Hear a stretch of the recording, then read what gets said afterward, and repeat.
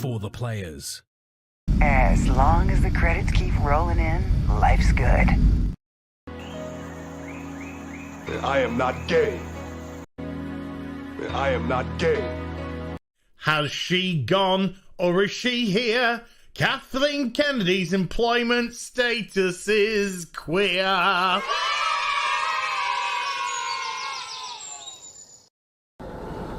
Do not come. Do not come. I'm gonna come.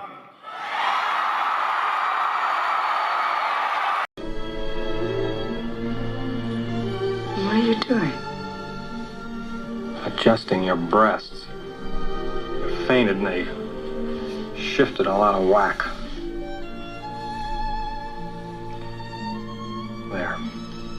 Thank you. You're welcome.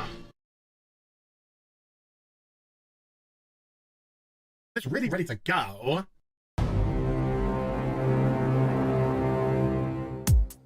Okay, Cicely! Okay, Cicely! Okay, Cicely! Take me by the hand, take me by the hand, okay, take me by the hand, take me by the hand, okay,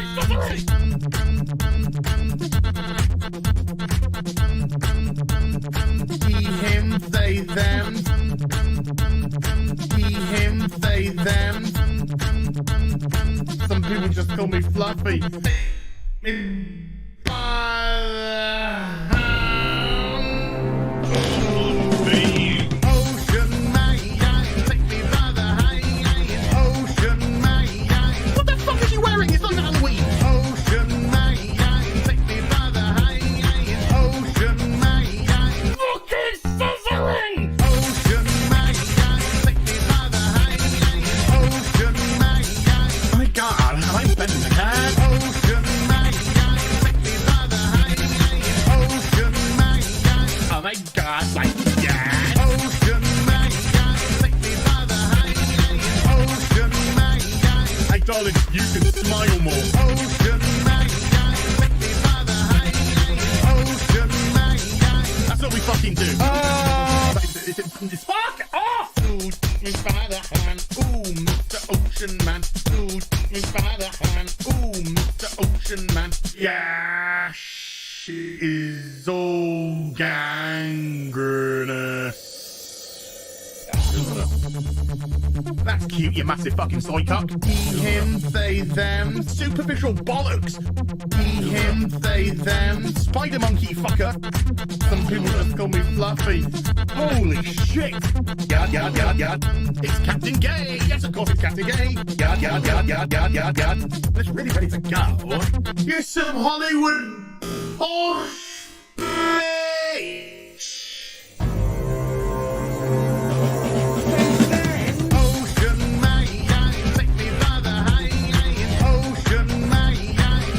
Kitty fuck.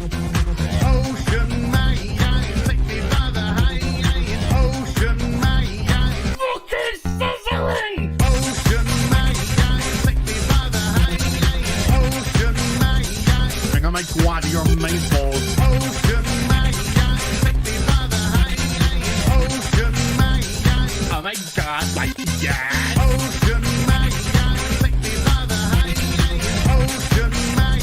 Beat him into submission. Ocean man, take me by the hand.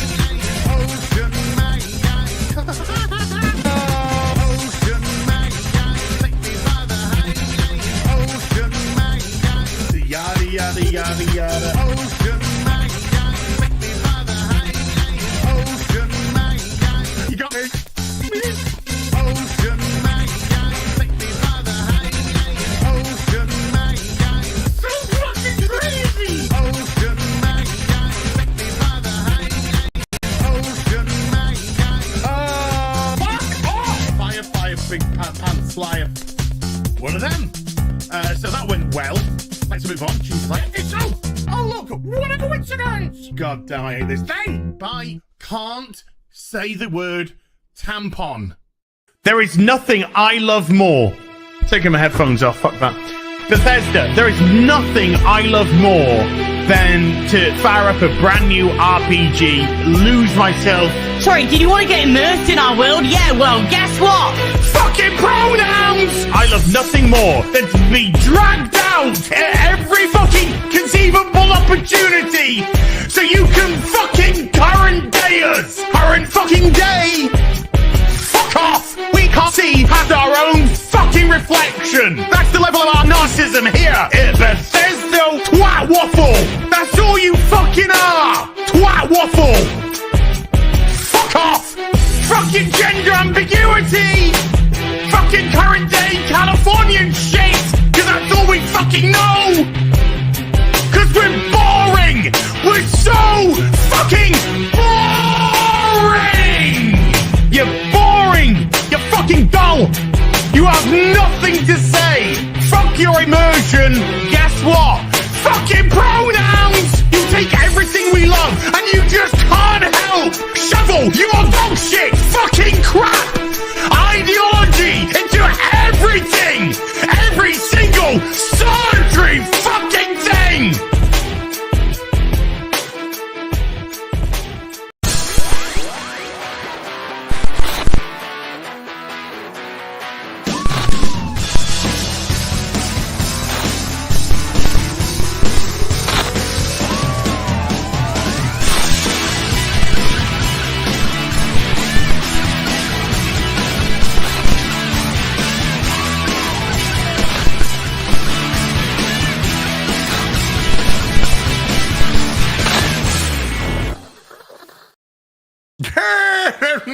Making me back.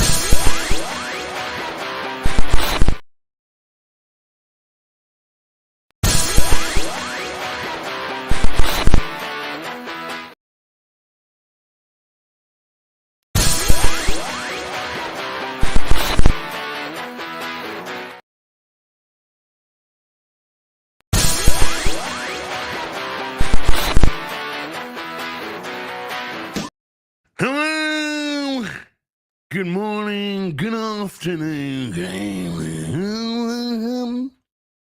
to afternoon tea with Az. Wow, it's been a minute, hasn't it? It's been a minute. Ah, my eye's still fucky. Where are the glasses? Where are the glasses? Disguise it as much as possible. Still not quite right. But yeah, it's been a minute. Last week, the eye infection was so bad. Swoosh. I looked like I'd gone 15 seconds with Mike Tyson. Because that's all it would take. Let's just be honest. That's all it would take. Just 15 seconds of smacky, smacky, smacky. Yeah, we're back. And unfortunately, well, not necessarily unfortunately for you guys, because you're a bunch of sickos that love to see me tormented. But on Thursday, the Dragon Age, the Failguard, the Railguard, the terminally chronic current day, the oh my god Z, the Stunning and Brave Z, the Men in Dressy game released, and it is absolutely shit. Never mind the nonsense with all the identity politics crap, the non-binary crap, and all that shite, which we'll go into, though. We'll still go into certain segments of that. Just as a game itself, it fails on so many levels. From being the most linear, on-the-rails RPG. I mean, this doesn't even feel like an RPG. That I've ever had the misfortune to play since, well, I legitimately can't even remember. and I'm not bullshitting you. I'm trying to think of an RPG that was so linear. And some people might say, well, Final Fantasy X started off pretty linear. Yeah, I mean, it started off pretty linear because it wanted to tell a specific story to a point, and then it opened up and you could do, but even the areas that you would go down would be significantly bigger than the areas in this game. They are tiny. They are absolutely tiny. The combat is garbage, absolute hot garbage. The animations are pretty pathetic. The voice acting, for the most part, is diabolical. The storyline is just... who cares? Who cares? I'm still legitimately trying to understand why I give a shit. It seems to be one of these, you should give a shit because game. That's it. And no, I need a little bit more than that. It starts off with you in a bar. I'm not giving a rundown of the game, but I'm just saying it starts off with you in a bar, and all of your backstory about how you got to that point is done in a paragraph of text. When you're creating your character, by the way, the character creation screen does get 15 out of 10. As I created one of the most beautiful, stunning and braves, hey Saskas, that I've ever seen. And it brought a tear to my eye. Or a weeping tip. I can't remember which, but probably both. So the backstory of your character, I see that Spinwood, good God, sir. Which is probably the most interesting part of the game so far in terms of a narrative, is just glossed over in a paragraph of text. You don't even get to play it to establish your character, to establish your backstory, to establish why you get to where you are. No. And I think the worst part of the game for me so far, because chat, there's no Sunday Fun Day today because the girls are still traveling. So instead of Sunday Fun Day, there will be part 4 of Dragonfail. 6 p.m. UK time, part 4, Dragonfail. So the worst part to me so far, see, look at you. You're a bunch of sickos. You look how happy the chat is. You're a bunch of sickos. Sick. You're sick in the head. I love you, but you're sick in the head.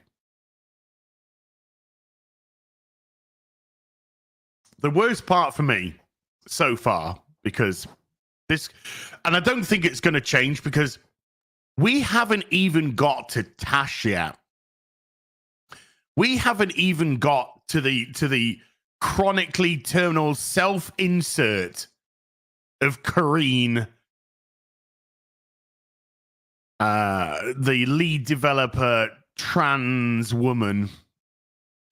Queer trans woman, aka straight man.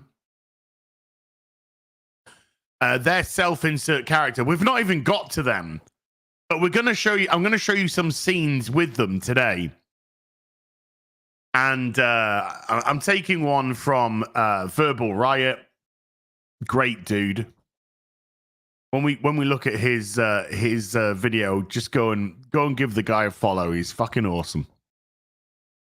But the worst part for me is the dialogue. The dialogue of this game is absolutely, truly pathetic. It is. It's just. I call it. I've now decided to call it barista talk. That's what I'm going to coin this type of dialogue. It's barista talk. Why? Because it should just be in a Californian coffee shop. That's where it belongs. Barista talk. It's just coffee shop. Oh my God, C's. Oh my God. So, like, are we gonna, like, do this then? Like, whatever?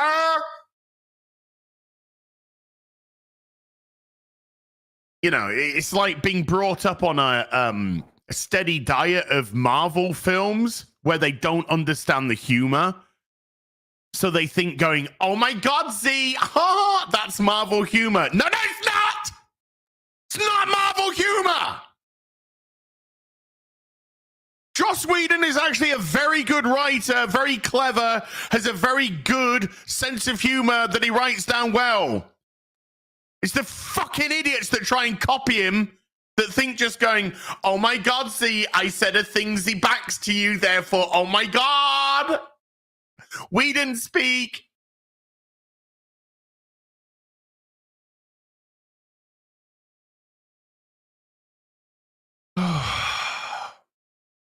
And a diet of that, and watching Friends, and also not understanding how humor works, because Friends was actually a funny show. Oh, so to me, the dialogue is absolutely I would say mind breaking. It truly is. Listening to these alleged middle aged characters talking as if they've just walked out of a Seattle fucking Starbucks. But there again, the head writer is a former editor of Kotaku. Oh, who's also, by the way, another man in a dress. Just FYI. Kel Surprise. Or cosplayers, as I like to say, because do I think they're genuinely? No, I don't. But I think it works very well as a sword and a shield. I think it works very well when you're trying to push your narrative and push yourself to positions that you're not qualified for, nor do you deserve.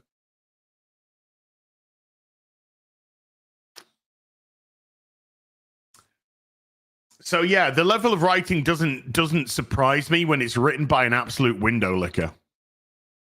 An utter window licker. And by the way, due to the fact that the streams, the Dragon Age streams have had so many viewers watching it, I have actually left the playthrough so far on the main channel. So it's going to stay live. It's just live on the main channel, the first 3 parts. And then maybe in about a month's time, I will move it across to the gaming channel. So the game itself is fundamentally pretty much everything about it. Hey, not wrong with pushing the gaming channel though, Lady Aaron. Fundamentally, to me, it just fails as a video game. It's not engaging. It's not interesting. The story's dog shit. The characters are terrible. The dialogue is appalling. The combat is absolute shite. The animations are pathetic. Graphically, it's fine. It runs fine. But there is, apart from the character creation screen, which we spent 2 hours on, by the way, to create that beautiful creature. 2 hours. Apart from the character creation screen, the game has been nothing but an absolute chore. Oh, why are you playing it then? Why am I playing it? Because I want to. I want to get to I want to experience it all. I want to speak about this game from a complete position of understanding what exactly happened. I want the full fucking context. I want it all. Oh, you didn't play it, so you can't. Oh, I did. And it's all here. Go see it all. Every last second of it. Also, there's certain things that I care about, and there's certain things that I don't care about. Right? Did I like Mad Max Fury Road? Yeah, I thought it was a decent film. I liked it. Was I interested in seeing a Furioso on origin story. No, I couldn't give a shit. I couldn't give a shit. I just watched a Furioso movie with Fury Road. I just what probably one of my criticisms of Fury Road was not a lot of Mad Max in it. Not a lot of Mad Max in my Mad Max film. That's what I wanted to see. My Mad Max. So do I want to see an origin story of Furiosa? No. Have people said it was a good film? Yes. Do I care though? No. Because I don't care. Because it's not something that really connects with me. It's not something that video games, Transformers, Batman, stuff like that. G.I. Joe / Action Force. That stuff I love. Yeah. Things like Mad Max, they're distractions. It's a distraction. It's, if it's on, maybe. So there's certain things that I care about and there's certain things that I don't care about. Dragon Age Origins is one of my favorite games of all time. It's great. It's easily in my top 25. And I say that because there's just so many good games. But Dragon Age Origins is certainly within my top 25. I don't think it made my top 10. But I am very specific on certain games. But I would probably put it in the top 20 for sure. And if I ever do another top 10 favorite games, 10 more favorite games, then it would most likely, very much most likely fit into there. And why did I think Dragon Age Origins was so good? Well, the storytelling was absolutely superb. The characters were excellent. The combat was a lot of fun. It was violent. It was visceral. Liliana, Alistair, Morrigan, Duncan, Lagaine. These are fantastic characters. Fantastic characters. Betrayal, true dark fantasy. It's an absolute masterpiece of a game and legitimate choices. And by the way, another thing, when you are choosing what to say to somebody in Dragon Age Origins, you say that to them. So if you're trying to tell somebody that you think they're mad, you'll tell them, you'll be telling them exactly what the dialogue window says. Choices have consequences. They have repercussions. Particularly, let's just use an example. When what you decide to do with Lagaine. Because if you don't do certain things, then Alistair's going to get fucking pissy. But if you do other things, then his daughter's going to get fucking pissy. You have the chance to do things. In Dragon Age Failguard, I saw Perry Chan put Dragon Age on the rail guard. Yeah, because this is as on the rails as a game can ever get. Your choices seem to have zero consequences.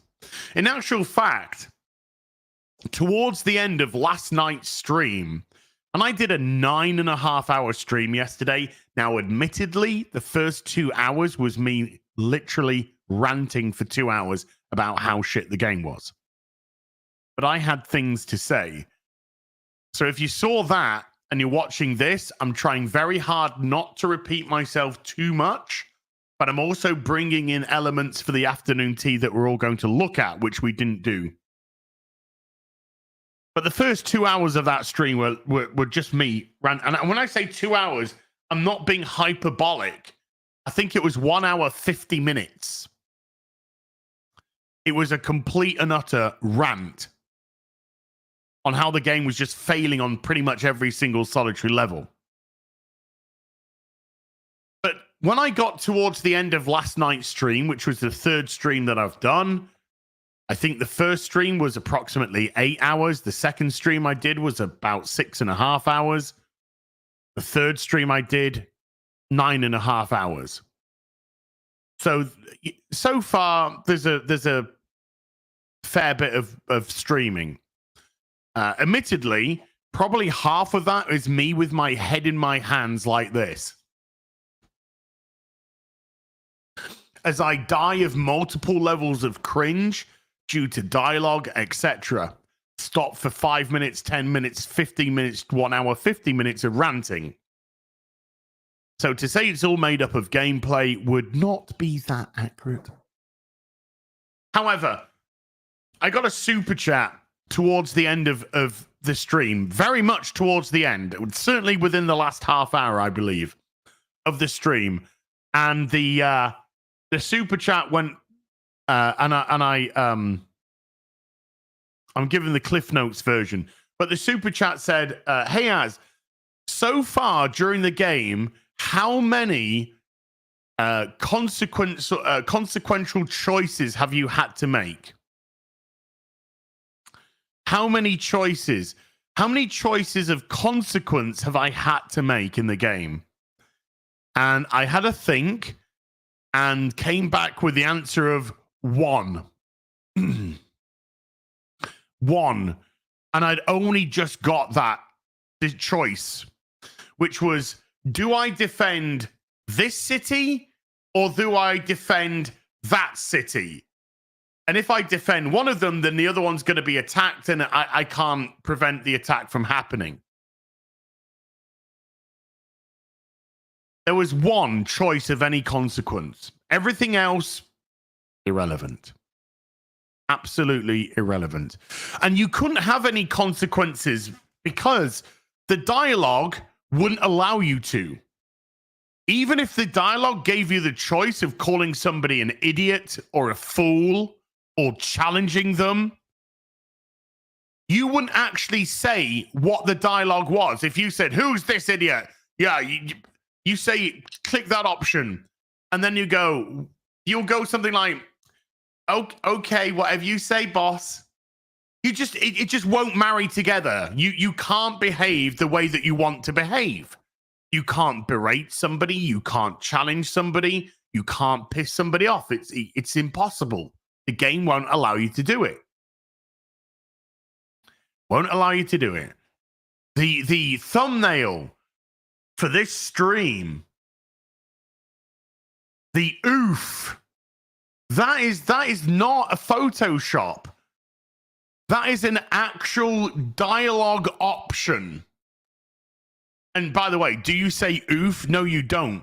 But what sort of fucking, how, as a player, am I meant to quantify that into dialogue? When you're telling me I can say these things and then I say, okay, let's call this guy an idiot. And then you go, I don't agree with that. That's not what I fucking wanted. So why isn't the actual dialogue marrying with what's being fucking said? Which means that you have no fucking idea whatsoever about what any of your choices will ever mean or how they will come out to the person that you're talking to, because they won't necessarily be any of the words that are right there that you should be choosing. Which renders all of that dialogue, all of the dialogue options, fucking useless. Absolutely useless.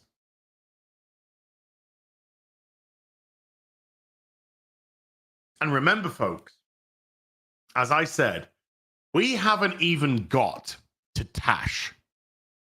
We haven't got to Little Miss Non-Binary, Little Miss They, Them, Little Miss Misgendering. We haven't even got to that fucking idiot. Well, we're just going to start going into full-on lecture mode. Fairy Inc. Games, we're going to go into all of this. So, I've seen some, I've been very interested around the discourse around this game. And I've tried very hard to see things, or not to see things, because I have my own opinions. But I've tried very hard to watch as many different voices as I possibly can. Because I want to try and understand where they're coming from.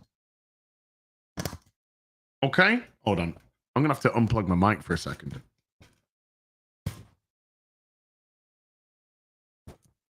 Maybe.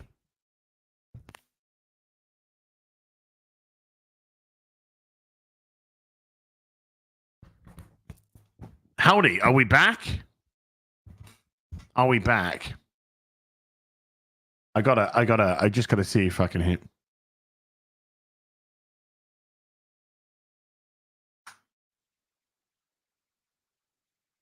We're back. Oh my god, we're back and we sound good. Woo! Just had to tighten up the old microphone. I need a new arm. This has got a bit of brewer's droop. You know what I'm saying? Yeah, but yeah, guys know what I'm saying. So you don't even know the consequences of your conversation. So I've been listening to as many different voices as I possibly can. I've seen some videos from Mr. Maddie Plays. I've seen some stuff from Luke Stevens. I've seen some stuff from creators who, let's just say, aren't having a good time with the game. Some I think Spanish. She's gonna probably fucking kill me if I'm wrong. Some Spanish lass that has been absolutely up in arms about this game. So I've tried to get things from different perspectives. And it's been very funny because obviously people who are critical of the game, they're not holding back. They can articulate themselves very, very concisely in their criticism of the game. Bang, bang, bang, bang, bang. Natalia, yes, I think is it Natalia? I don't know. I'll probably bring up a video later. Listening to I was listening to a Luke Stevens video, and I was actually giggling at how much he was trying to dance around, just complete and utterly dance around stuff. I've watched a bit of Luke Stevens recently. I think some of his stuff's pretty good, actually. I don't always agree with him. That's not a requirement by any stretch of the imagination. But I was watching, I think, his latest video about Dragon Age, and it was just so funny. There was just such a dance to try and not offend BioWare, and to not be complete and utterly scathing of the game. And it just came across to such a weak video. Trying to dress things up which weren't good, trying to dress up the numbers, the streaming numbers as good. They're not good. We're going to go into them in a moment. The streaming numbers are terrible, absolutely appalling. And it looks like the game's got to sell at least what, 4-5 million copies. Nura, that's the one I saw. Nura. She is Spanish. Yeah, that's the one. That's the one I was watching. I saw a couple of three of her videos, and then I saw another lass who was trying to objectively report the news.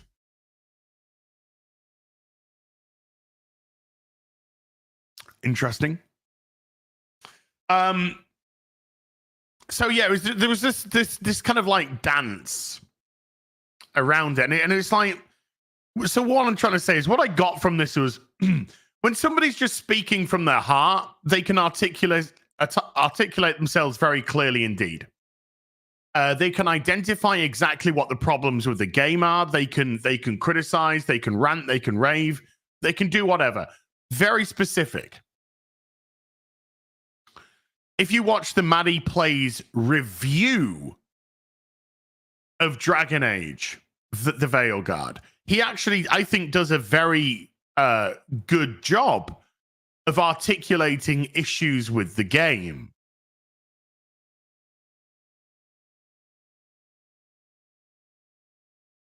I saw the Luke Stevens video where he was talking about how he's unable to do a review Well, you're not unable to do a review, sir. You're just unable to get your review out day one. That's all.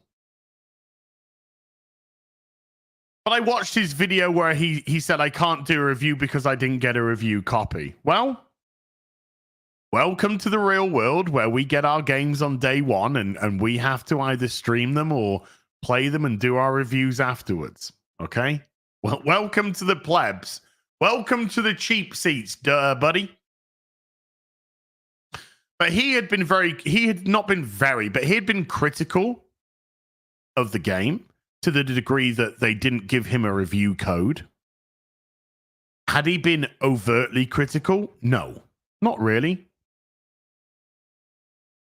But we are dealing with an organization with EA and BioWare where I think they absolutely knew what the reaction to this game was based on verbiage, political ideology, and to be quite honest with you, how weak the game is in general.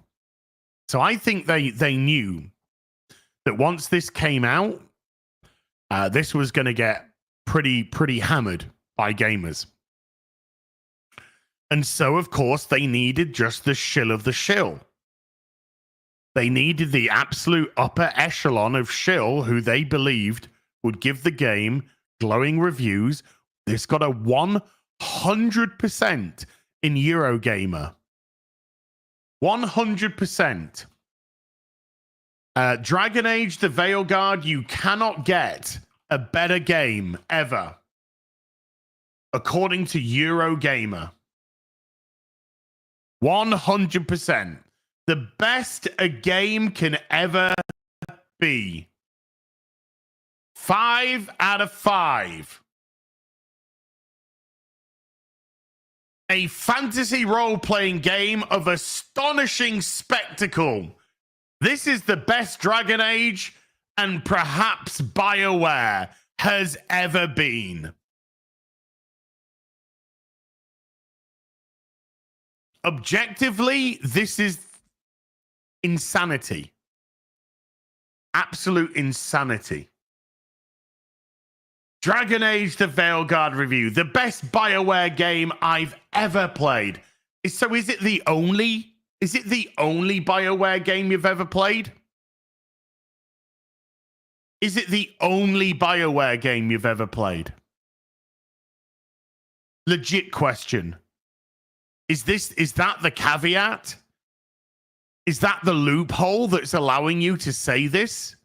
Because if you think that this is better than Dragon Age Origins, KOTOR, Mass Effect 2, never mind Mass Effect 1 and Mass Effect 3, they're still all better. If you think that this is better than all of those games,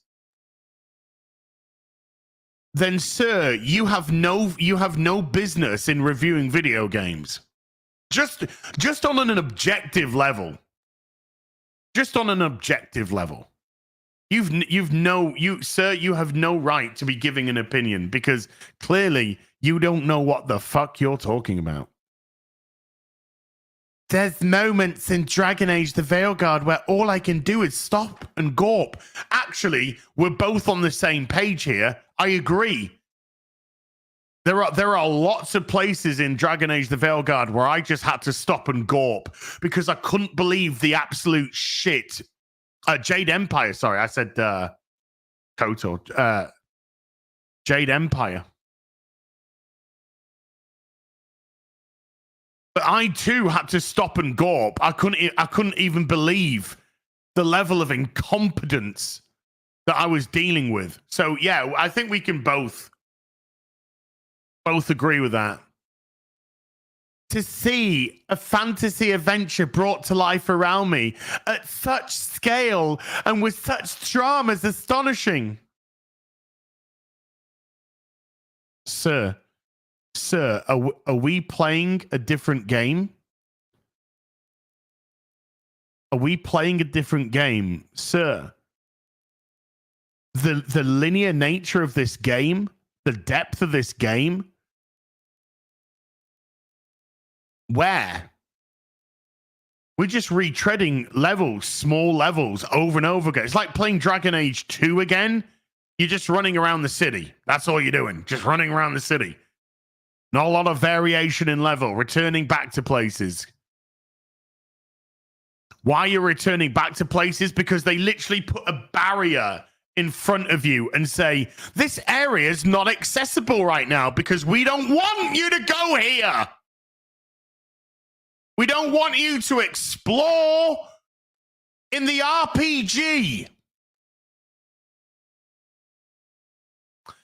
I kept expecting the illusion to falter and for the game to tire, but it never does. I can't. That's it. We're done. We're done, sir. Sir, you are a buffoon, sir. You are a charlatan, sir, and a confidence trickster.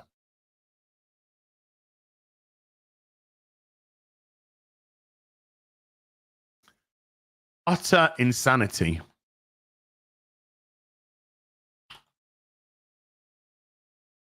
Let's bring up the next offender.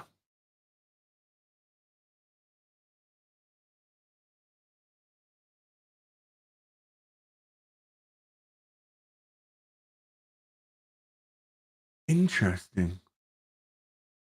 Let's bring up the next offender. The company that gave Stellar Blade a 7 out of 10.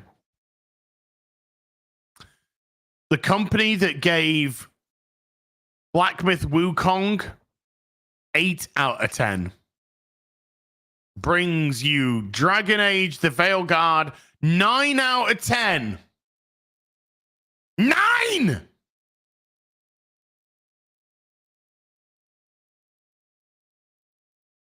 Oh. There's something about Liana. Can you guess what it is? 9 out of 10. Amazing.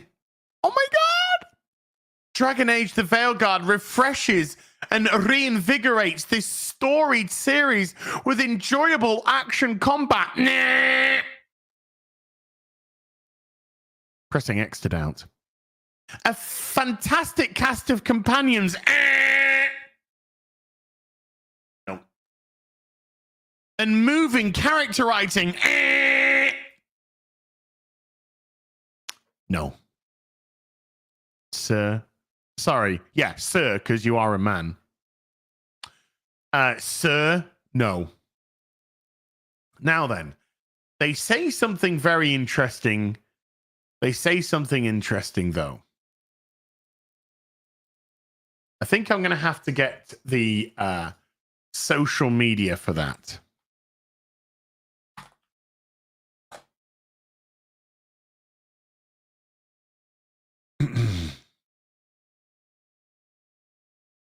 Or actually, let's get my response to them. Because my response gets that email, gets that tweet from IGN. There's some good stuff to look at here, chat. Boobies. Just gotta find it first. Fucking hell. Oh, did I really retweet that person? God, I was feeling spicy that day. Come on, IGN. Where is it? Here it is. Got it. Here we go. This, I'm going to file under what a strange thing to say. Okay? So this is going into the what a strange thing to say file. If we never get another Dragon Age, at least it goes out on a high with Dragon Age the Veilguard. What if we never get another Dragon Age? 9 out of 10. If we never get another Dragon Age 9 out of 10, what a strange thing to say. Because if you got a 9 out of 10, if you played this game and thought it was so fucking amazing, well, let's just see what I said back to them, because this is my response. Dear IGN, if this really is a 9 out of 10 game as you give it, then why on earth would you say, if we never get another Dragon Age? That says to me you've got no confidence in the game. You know it won't be popular and is set to fail massively. If we never get another Dragon Age 9 out of 10. Imagine playing the latest Resident Evil game. Resident Evil 9. 9 comes out. Resident Evil 9 comes out and I play it. And I think this game is fantastic. This is fantastic. I love it. It's so much fun. And then I do my review and I'm like, right, guys, I played Resident Evil 9 and it's phenomenal. Absolutely phenomenal. The gameplay is spectacular. The levels are awesome. The creatures, the mixture of Las Plagas and all this kind of stuff. It's so good. If this is the way that Resident Evil series goes out, then it goes out on a high. Wait, why would you say that? Why would you say that? If it's so good, why would you say that if this is the last in this? Oh, because it's actually shit. And you know it's shit. But we're gonna get onto something else in a minute. But chat, I don't want to turn you on right now, but I need to empty my bladder of urine. So I'm going to quickly nip to the little boys' room. I'm going to leave you with, let's leave you with some song. And now BRB. And then I'm going to show you something interesting, which just absolutely typifies why companies like IGN lie. It's really ready to go.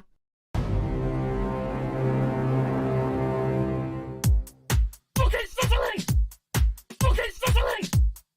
Okay, Sicily! Take me by the hand, take me by the hand, Okay, Sicily! take me by the hand, take me by the hand. Okay, Sicily!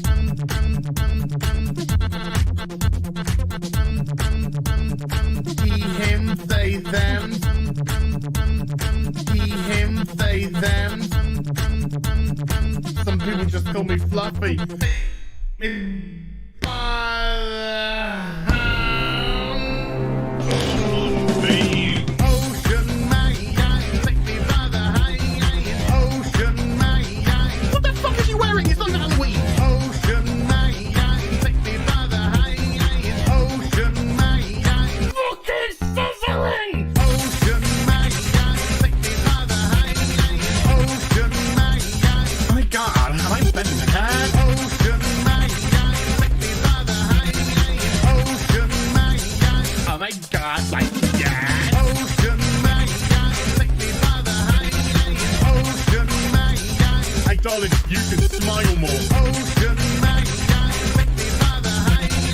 Ocean man. That's what we fucking do. Fuck off! Ooh, take me by the hand. Ooh, Mr. Ocean Man. Ooh, take me by the hand. Ooh, Mr. Ocean Man. Yeah, she is all gangrenous. That's cute, you massive fucking soy cuck. He, him, they, them. Superficial bollocks. He, him, they, them. Spider monkey fucker. Some people just call me Fluffy. Holy shit. Yard, yard, yard, yard. It's Captain Gay. Yes, of course it's Captain Gay. Yard, yard, yard, yard, yard, yard, yard. It's really ready to go. You're some Hollywood horse bitch. Ocean man. Oof. Ooh, chat, that escalated quickly. That escalated. I think that second cup of coffee made a comeback. Whew. I feel so much better. I feel like a new man. Now then, here we go.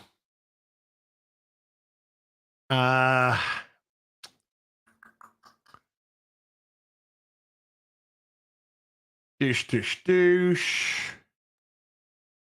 Let me go into I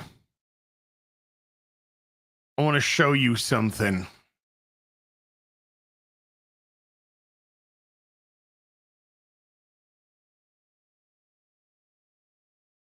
Now, this pertains to a games journalist who is just a fucking snake.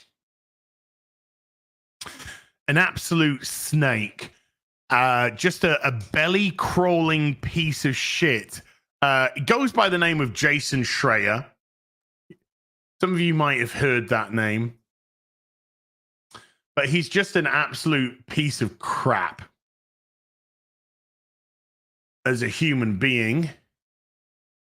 Chat, I've just gone, Jason Schreier? Yes. All I had to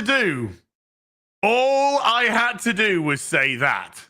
And some people already like, oh, Jason Schreier. Yes,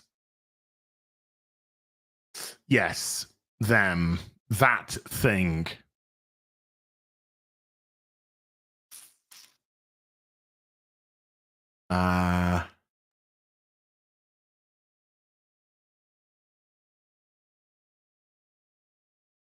There we go. So, here's a post that they put out.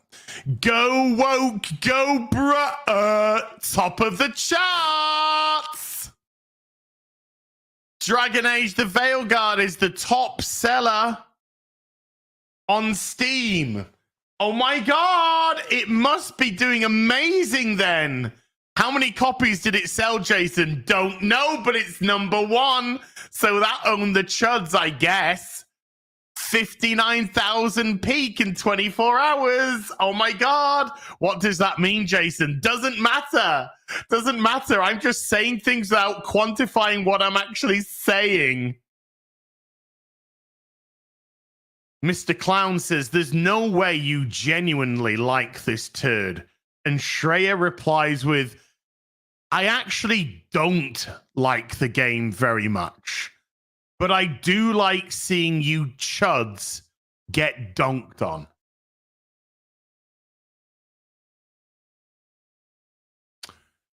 You see, what's interesting about this?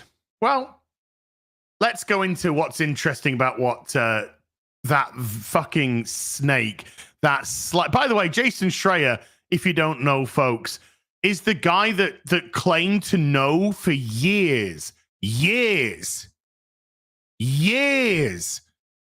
about the abuse at Blizzard Entertainment, the sexy time abuse that was going on at Blizzard Entertainment, but chose to do nothing.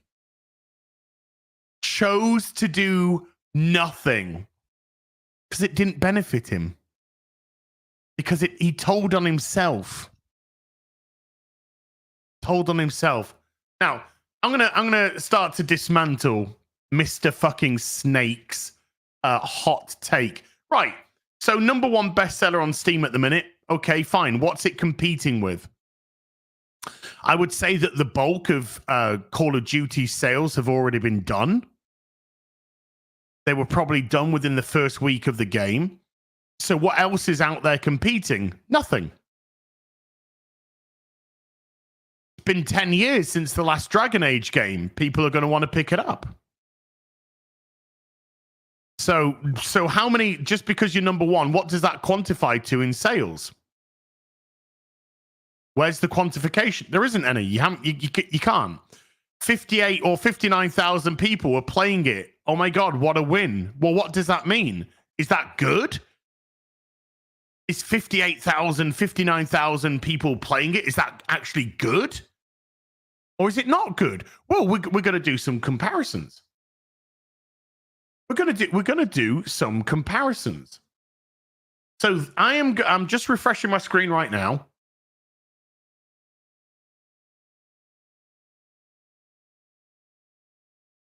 And this is the live view account of Dragon Age the Veilguard.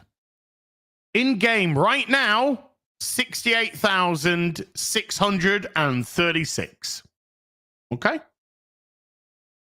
68,636. What's its all-time peak? let's just say 85,000. 85,000 all-time peak. So what does that mean? Is that good? Is that amazing? Is that great? My personal prediction was 170,000 at peak, which in my eyes wouldn't have been great.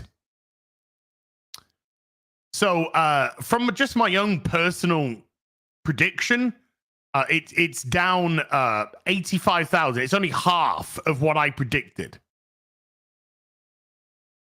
Only half of what I predicted. But we need to try and quantify these figures. We need to see how they fit in. So I'm going to choose a game, right? I'm going to choose a game that is, I think, as close as you can get to the type of game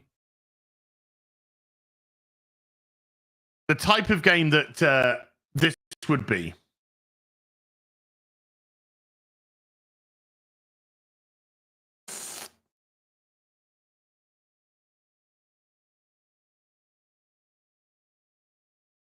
Ooh. Hold on. There we go. Click on that. So I'm going to bring up Dragon's Dogma 2. No, not Baldur's Gate 3. We're going to do Baldur's Gate 3 in a minute, but I'm going to bring up Dragon's Dogma 2. And I tell you why I bring up Dragon's Dogma 2. Because Dragon's Dogma 2, I would say, is an IP that isn't as recognized as Dragon Age. But it still works as an open world RPG. So a franchise which isn't as recognized as Dragon Age, that has the RPG elements that a game should have. Niche, I think, yes, it's a niche game. So how does that compare to Dragon Age the Veilguard? Well, it fucking destroyed it. Because it peaked at 228,500 players.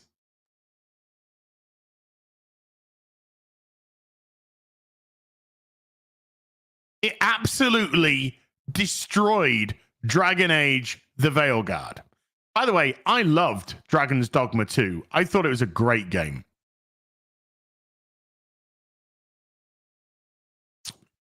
It was a lot of fun.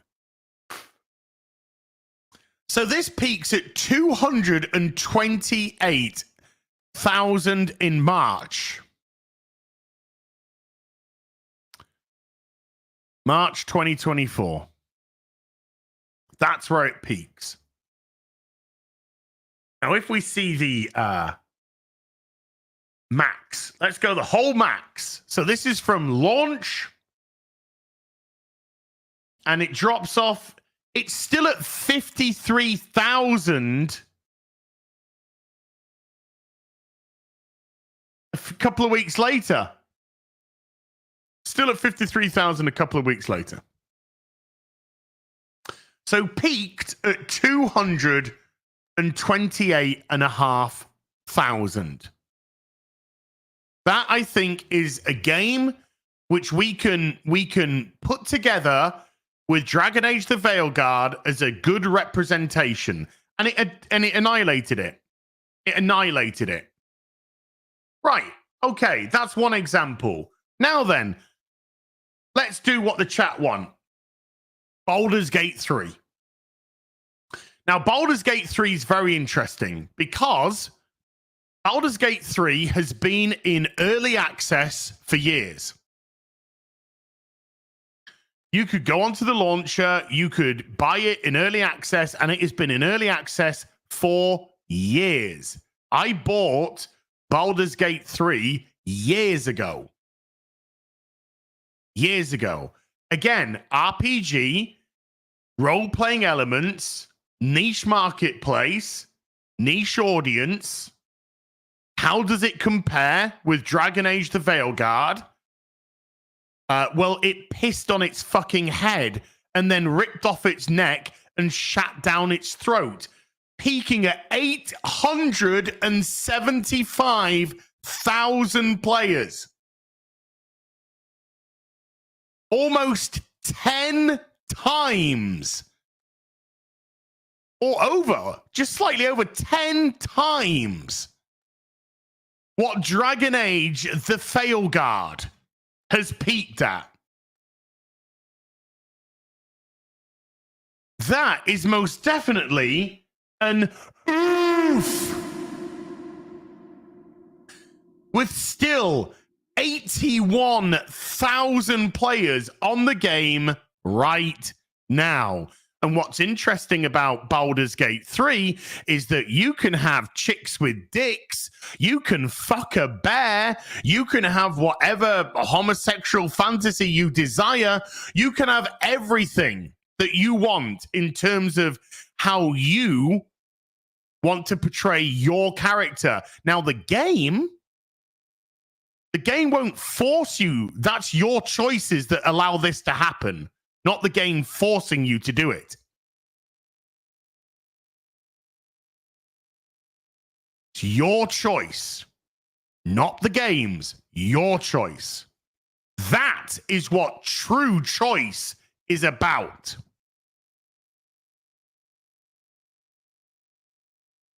So if you don't want to fuck a bear, or you don't want to bang somebody of the same sex as you, then you don't have to. And the game won't force it. You can romance the lady or dude of your dreams. But the game doesn't force it, doesn't push it. It allows you to make your choice.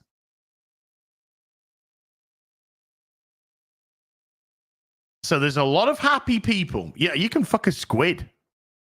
A mind flayer. 875,000. So that 58,000 that Shreya was popping up, that's pretty shit. That's pretty shit, isn't it? That's nowhere near as good. Now, we can play some other games. Let's go to Black Myth Wukong. Huh? 97,000 players right now with an all-time peak of 2.4 million. Now, I would say that in terms of customization of your character, RPG elements, gameplay, I would say that Black Myth Wukong offers probably more than fucking Dragon Age does in terms of RPG elements. And it's a Soulsborne game. Doesn't matter where the players are. They could be 90% in China. It could be fucking 116% in Botswana. They're still playing it. 2.4 million at peak.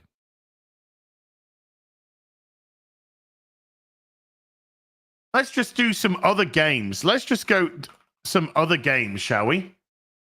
some other games which have performed well over the course of the year that aren't from AAA studios. Let's have a look at Helldivers 2. Yeah?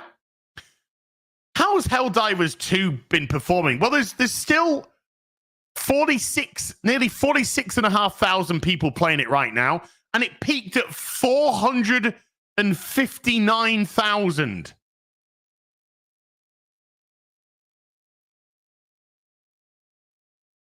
Five times the amount of Dragon Age the Failguard.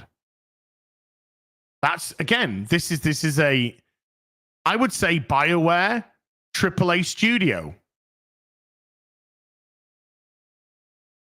Helldivers AA game destroys it. Let's have a look at Space Marine 2. Warhammer 40k, Space Marine 2. AA game. Currently 19,500 people playing it. Peaked at 225,000 players. 225,000 players. 3 times as many as AAA studio BioWare's Dragon Age franchise.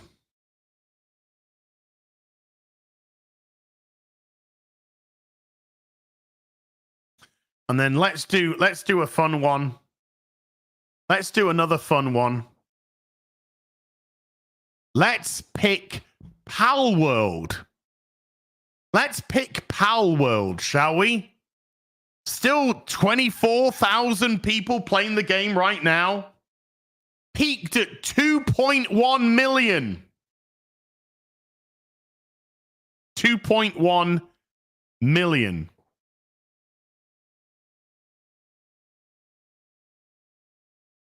Movies.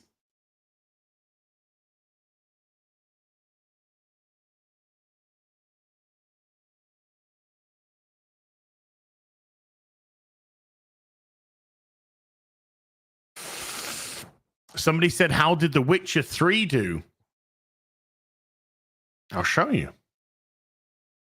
The Witcher 3, 23,500 people still playing it.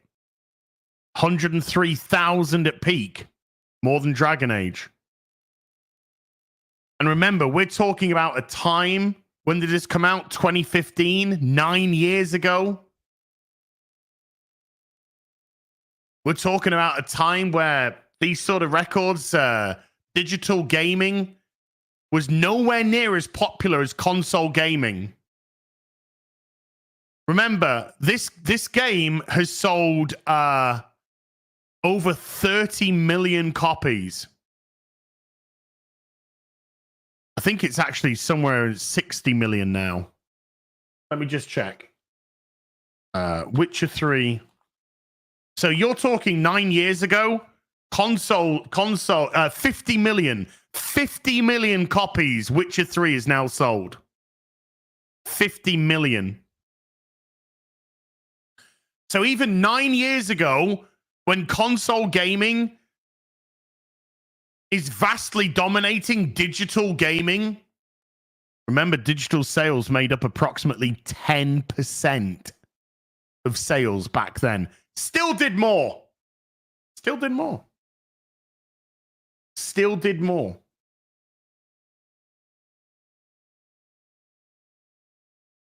I won't expect Skyrim to do particularly well. That would be dominant on...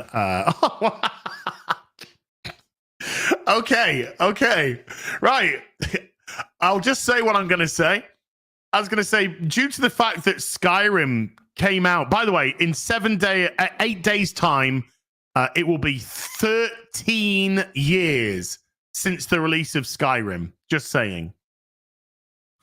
So, once again, a game that was predominantly console.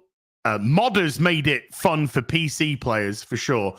But I would have thought this would be lower than Dragon Age the Veilguard due to the fact that 13 years ago, very, very dominant on the console side. I'm wrong. It fucking destroyed it again. 287,500 at peak on PC. 287,000.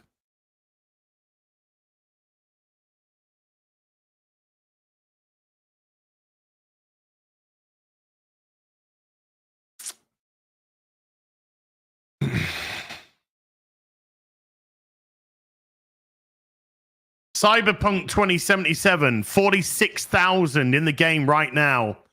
1 million all-time peak. 1 million all-time peak.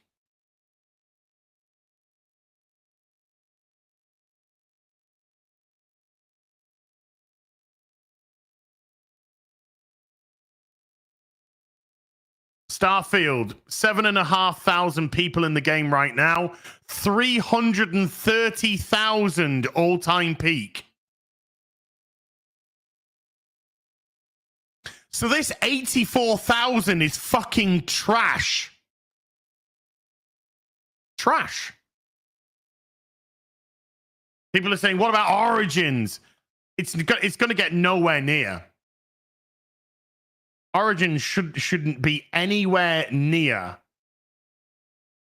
No, it's no, yeah. This is, yeah.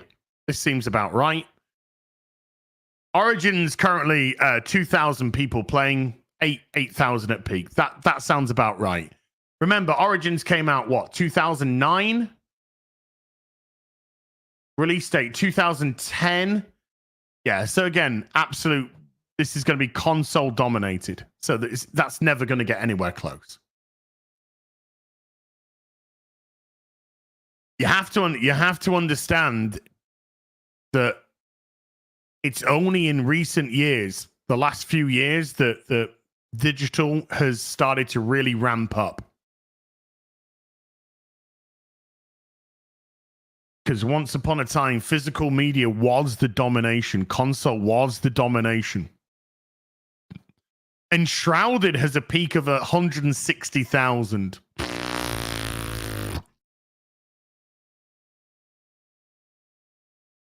Missed Survival, that'll be me. Missed Survival, 213. I tell you what, this is actually pretty impressive.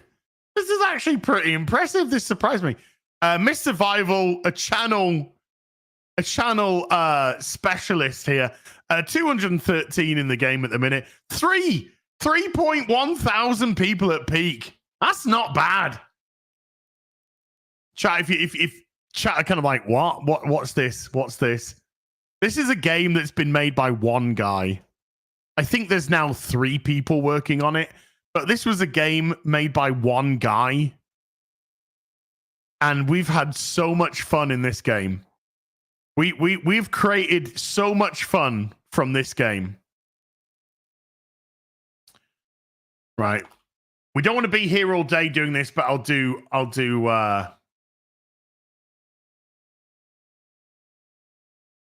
one more. What do you want to see? One more.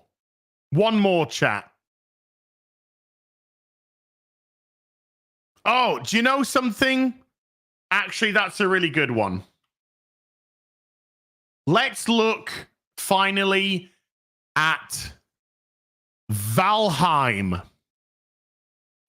Let's look at Valheim, a game that was made by 6 people. 6 people. There's currently 44,000 people in the game right now. Peaking at 500,000.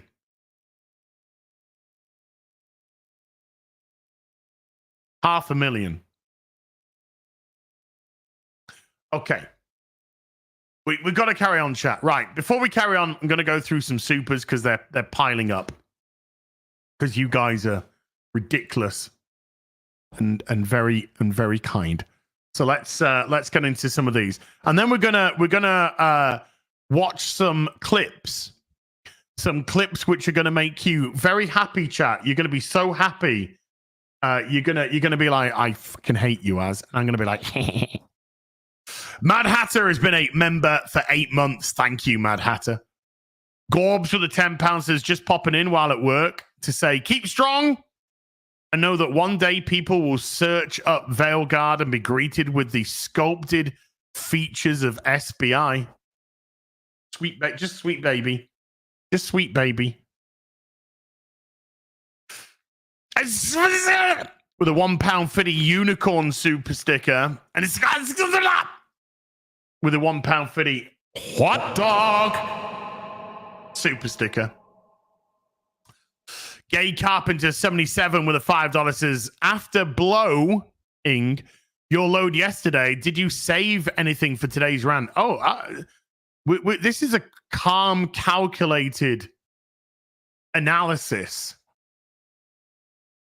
This is a calm. So based off the games that we looked at, I would say there's a lot of games there that can certainly be put in the same bracket as Dragon Age. And every one of them destroyed it. Every single one of them has done better. Every one. With most of them absolutely annihilating it. So there's 85,000 people at peak is right. That's not good. That's not good. And we've got people, by the way, also, Dragon Age the Veilguard was given away free. Was it with a graphics card? It was either given away free with a graphics card or signing up to something or other. You actually got the game for free.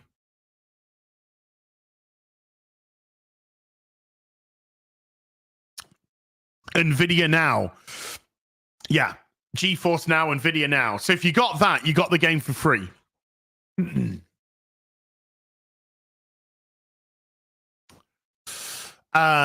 So yeah, so when I said 100, I think it's going to have a peak at 170,000. That would have still put it below things like Dragon's Dogma 2. Because I didn't think it was going to perform better than Dragon's Dogma 2. Because I think Dragon's Dogma 2 is a far superior game. So when I said 170,000, I wasn't trying to highball it. I was giving a God's honest kind of prediction. I don't think it's going to do as good as Dragon's Dogma. I think 170,000 is fair. No, it got half of that. 85 got half of that. It's performing terribly. Some people were doing some mental gymnastics yesterday, and the game has to sell somewhere between, I think somewhere between 4 million to 6 million to break even. Something like that. So do you think this game's going to sell 4 million units to break even? I don't think so. I don't think so. Is it gonna? I think it's gonna sell about 1 million units. Oh my God, Perry-chan, Perry-chan, Perry-chan. Perry-chan, Perry-chan, Perry-chan. Perry-chan sent me something.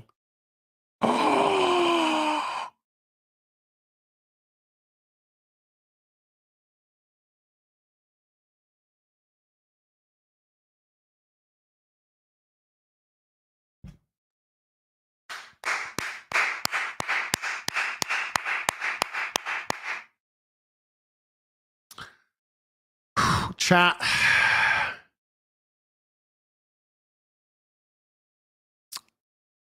New t-shirt design, hopefully coming tomorrow.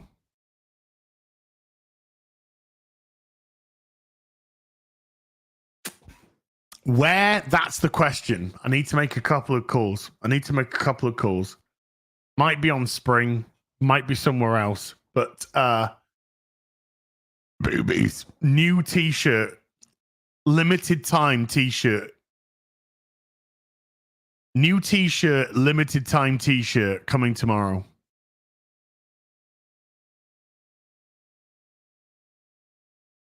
Hopefully tomorrow. We'll see. But it's in the works. Perry, I love you. Thank you. So I thought I was being very fair with 170,000. It only got half of that. This game is not performing well.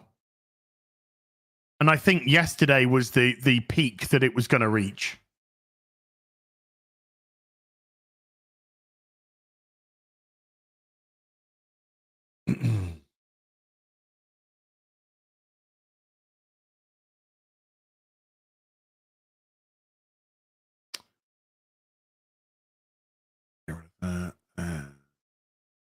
Let's just move that. Okay. Right. So yeah, I think yesterday was the peak. I'm going to be surprised if it beats that.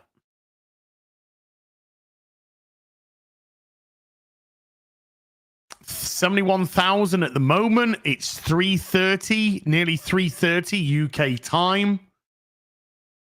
I would say around about 6-7 p.m. UK time will be the American peak. So if it is beating 85,000 by then, even if it does, I don't think it's doing much above that. I really don't. I don't think it's doing much above that. David Elias with a $2 says, Twisted Ideology and Grooming in Video Games 101. I mean, that's there for sure. But like I said, this game fails on multiple levels without even having to touch the ideology. It fails in storytelling. It fails in characterization. It fails in acting. It fails in combat. It fails in level design. It fails on pretty much every level. You don't even have to touch the ideology. The ideology is literally the fucking clown nose. It's just the clown nose on this fucking piece of crap. That's what it is.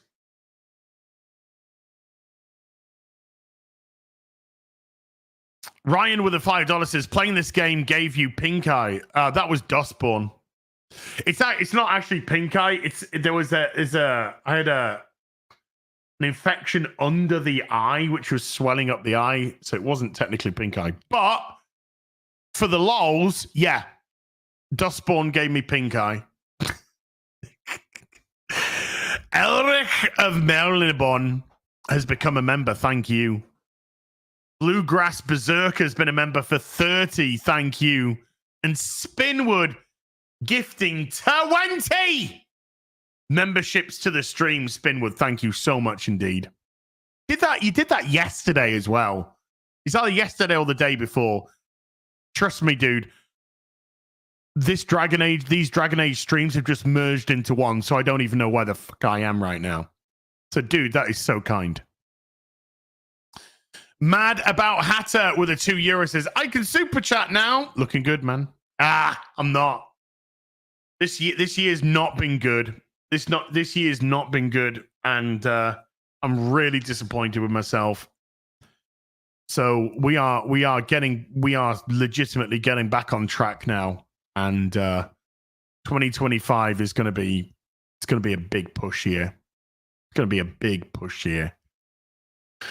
But yeah, there's been not a lot of movement this year at all, and I've only got myself to blame, mate. Drake Timbershaft with a $2 says, Ralph Wiggum, I like men now. Dragon Age. I like they, them now. Daniel Rude with a $5 says, good morning from AMS. Is that AMS, Iowa? Hey, we have the same glasses. How'd you like them? I think mine make me look gay as fuck, and I hate them. Do these glasses make me look gay? If so, awesome. Are yours Hugo Boss? Are yours Hugo Boss? Because when I buy glasses, I like to make sure that they're made by Nats. Neil with a $5 says, yeah, you do. Fucking, oh, stop crashing on me, Chrome. 2 crashes in the last fucking 5 minutes. I forgot to shift browser. Neil with a $5 says Origins opening versus Veilguard is night and day in terms of writing. It's sad how most modern AAA gaming has failed on writing. It should be criminal. Dude, the first 4 hours of Origins is absolutely mind-blowingly good. You know, it starts from you getting recruited by Duncan to taking the test to become a Grey Warden, seeing somebody die drinking, seeing somebody killed because they won't drink, you drink, you survive. You then have to light the beacon so Lagain can help in the fight against the Darkspawn. Lagain betrays everybody. Duncan is killed. The first 4 hours, and after that happens, you're literally shell-shocked. You are literally just shell-shocked. You're just like,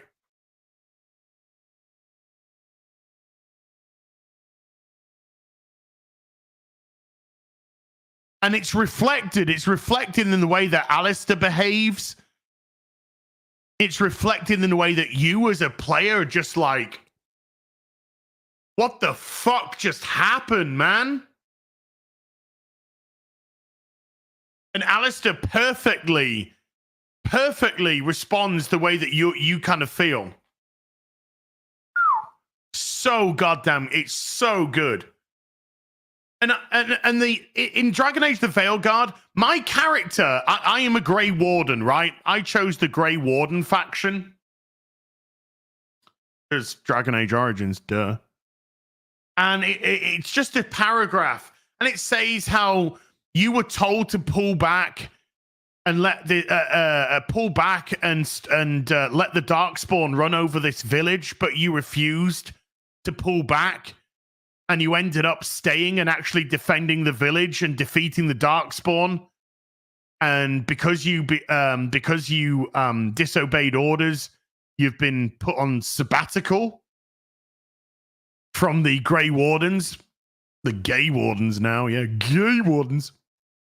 And I was like, would have been interesting if they actually had you play these opening stories based off what faction you chose. And so there was replayability and also the fantasy element in establishing your faction. Then you meet with Varric. Then you go to the bar. But there again, then, the writing's just been a pile of shit the whole fucking time. But just imagine if it was written by a competent writer that wasn't going, oh my God, should we have a coffee? Oh my God.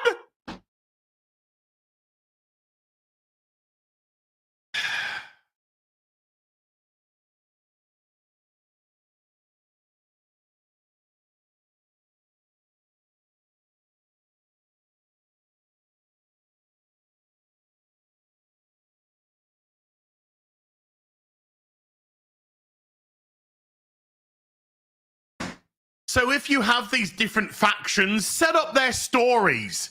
Set up what makes these factions different from one another. Let you play. Let you experience it. Nah, just a paragraph of fucking bollocks, and everybody starts in the same place as a fucking nobody with no backstory, not understanding why you're there, why you care.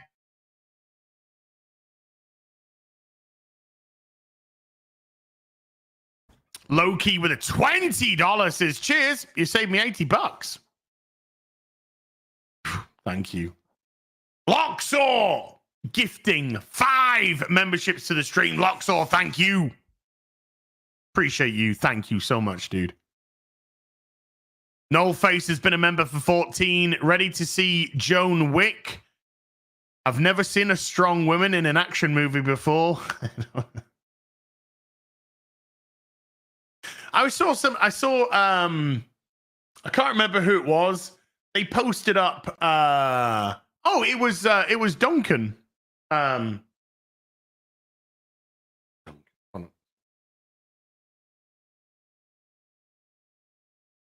It was Clifton Duncan that posted up about Alias that came out, 20 odd years ago. Female lead, Jennifer Garner, female lead. Nobody complaining about strong women, blah, blah, blah. Nobody cared. Why? Because it's not, people love a good, strong fucking lead character. Doesn't matter if they're a man or a woman. They love a good, strong lead character. The writing's just got to be good. And that just made me sort of look back to shows with female leads that I loved. Obviously, I loved fucking Buffy, Star Trek Voyager, stuff like that. We've all got the Aliens and Sarah Connor and all that kind of stuff. And then I thought, do you know what? Another one that really jumped into my mind was I fucking loved Veronica Mars. I absolutely loved Veronica Mars. I thought it was a great show. I thought it was a really fucking good show, was Veronica Mars. I was like, man, now I just want to go watch Veronica Mars again. It was so good. It was so good. Yeah, the later season, it did a little bit later get a little bit too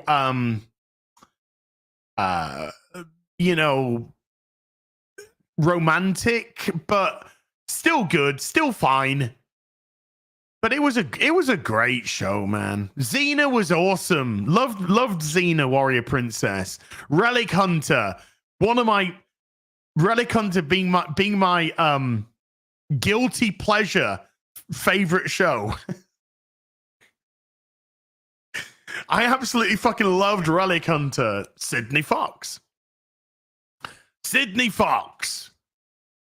Just great fun stuff.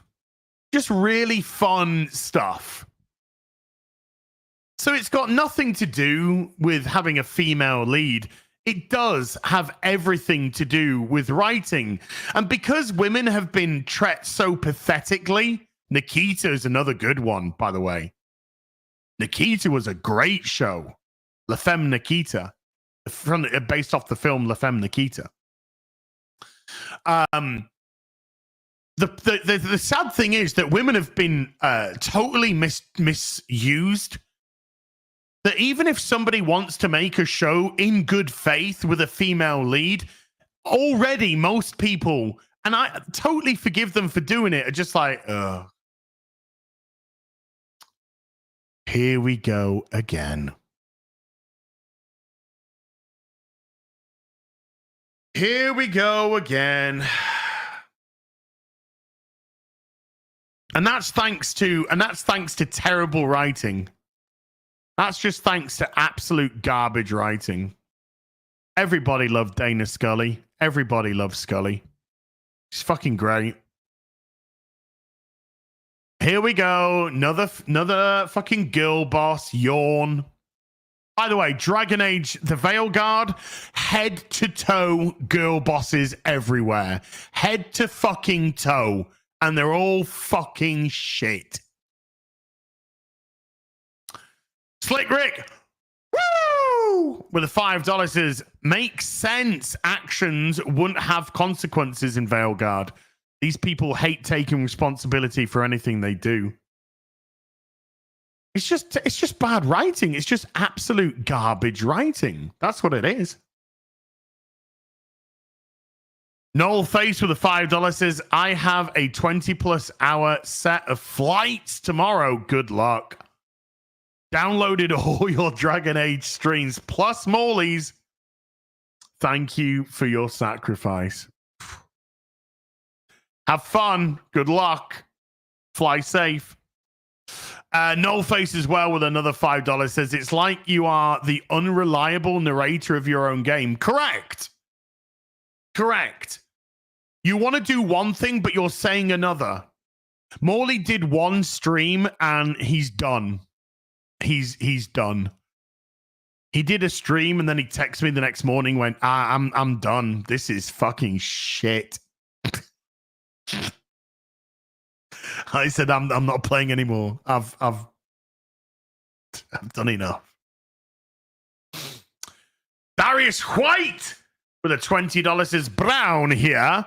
Love the ESG money is the root of all evil. Yeah, do you know what it does? Because the ESG money creates people that perpetuate the grift. And so men become women in dresses so that they can be protected.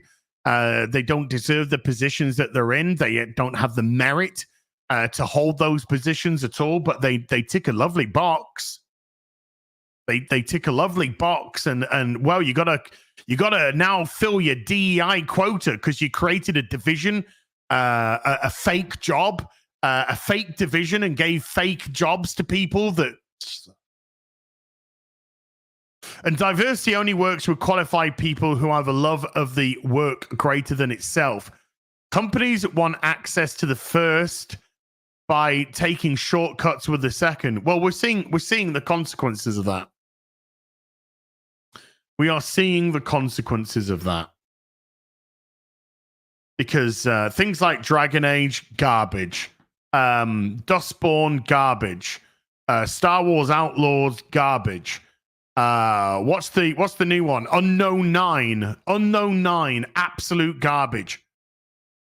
By the way, I've been watching some videos on Unknown 9. Holy shit.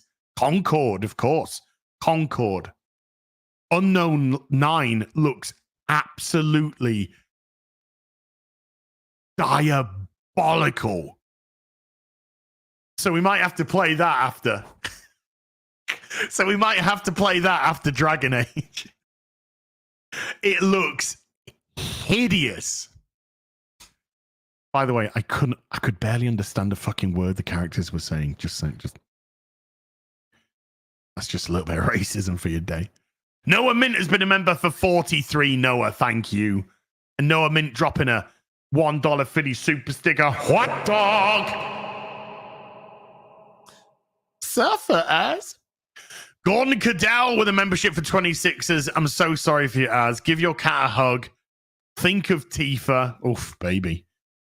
9 out of 10 IGN. 6. What? No.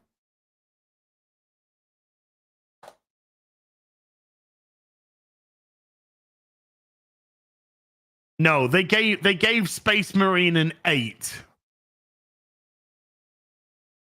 They gave Space Marine an 8 out of 10. Not 6. They gave it an 8. But still, Space Marine 2 is exponentially better than Dragon fucking Failguard. So's Stellar Blade. So's Black Myth Wukong. I'm going through some bad stuff, but I'm thinking of you. And don't look at bridges as a way out. Oh, dude. Gordon, you're not alone. Hey, chat, can we get some fucking love hearts in the chat for Gordon, please? Hey, Gordon, you're not alone, mate. We all get dark thoughts. We've all been in dark places. I've been in some fucking dark places in my life, mate. The thing is that you just never know what's around the corner. You really don't. You never know what's around the corner. Life can turn around. I was at the lowest place in my life. Pretty much the lowest place in my life 20 odd years ago. And I had some ups and downs since then. And you know, and life has turned around. You're never alone, mate. You're never alone. If you see a bridge, think of PewDiePie. Just imagine every time PewDiePie sees a bridge. That guy's got PTSD for the rest of his fucking life now.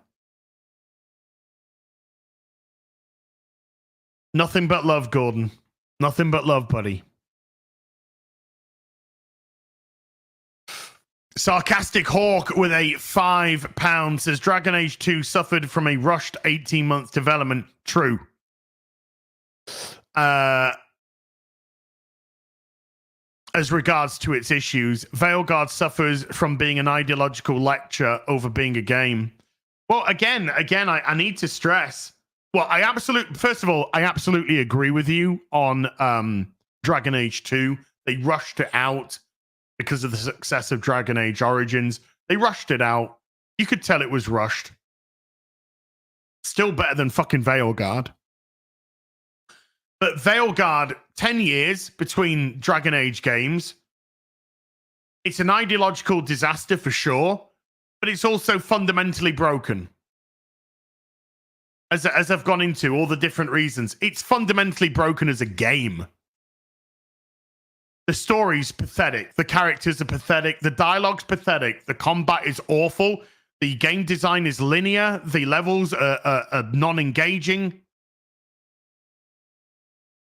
There's so many elements wrong with the game before you even have to enter in the ideological crap. And there's no excuse for that other than, well, Western Gaming Company. But BioWare haven't done shit since Mass Effect 3. Nullface with a $5 says, zero immersiveness when the game talks to you like you're a person playing a game and not like the character that you are trying to vicariously be. Exactly. There's no immersion in this game at all, from the dialogue to the oopsie doopsie, oh my god, these barista talkie characters, through to trying to go down an alleyway and just having a barrier with text saying currently inaccessible. There is no immersion in this game. Zilch. And as I said, Maker's... Yeah, we'll get on to Maker's panties. Don't you worry. There's no immersion. And we haven't even got to Tash yet in the game. In my playthrough, we haven't even got to Tash. And yes, folks, because there's no Sunday Fun Day today, 6 p.m. UK time, I will be doing part 4 of Dragon Fail the Railguard. You're welcome. EO with a 5 Swiss says, Robert Perchese lives in Brighton, has a blue sky profile, never done anything but work for Eurogamer, a picture forms, and it's quickly confirmed. Of course, they're all on Blue Sky now, aren't they? They're all on it. They're all on fucking Blue Sky.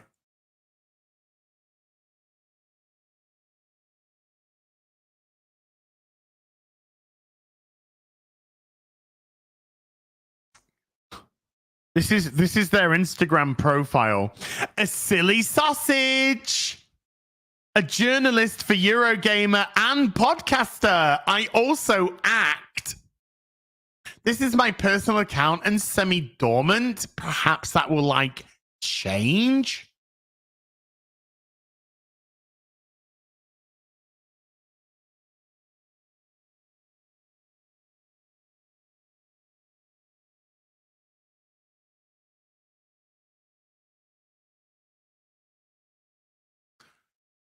Okay.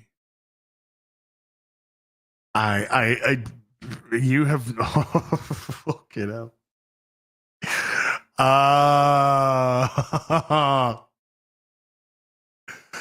Okay. This is the gayest guy pretending to be straight I've ever fucking seen. Okay, let's move on. His Instagram profile is a sight to behold. His pictures in there. Woo! Apothis Studios TTV with a $5 says it's a stunning and brave 9 out of 10. A return to form. Absolutely. A return to form, a return to form, a return to form. Coalee with a $10 says for the hoose as I'm borderline black pill seeing all these shit games constantly getting released.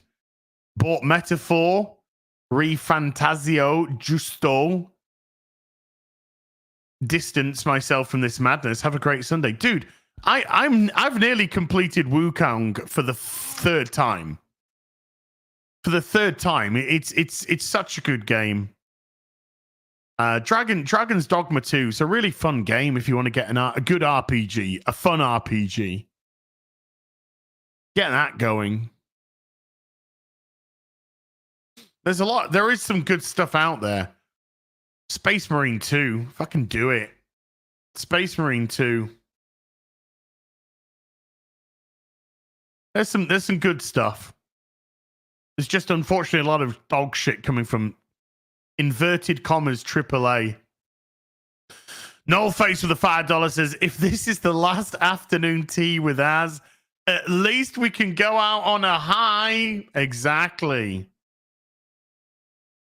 Had over 3,000 people watching at peak.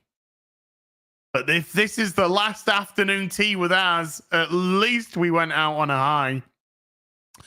Kalioth with a $5 says, one does not just win Dragon Age Veilguard.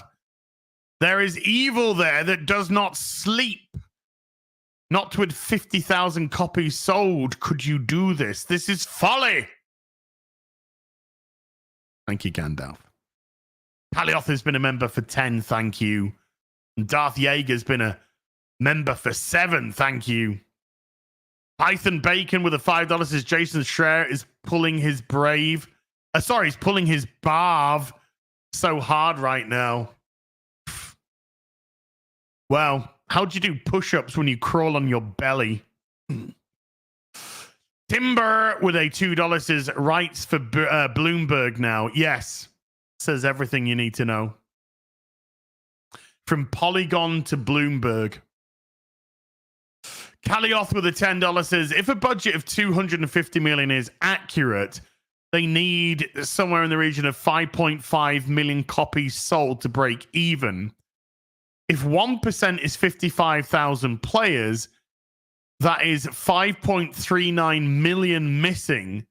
Surely it will be made up for Christmas. 9!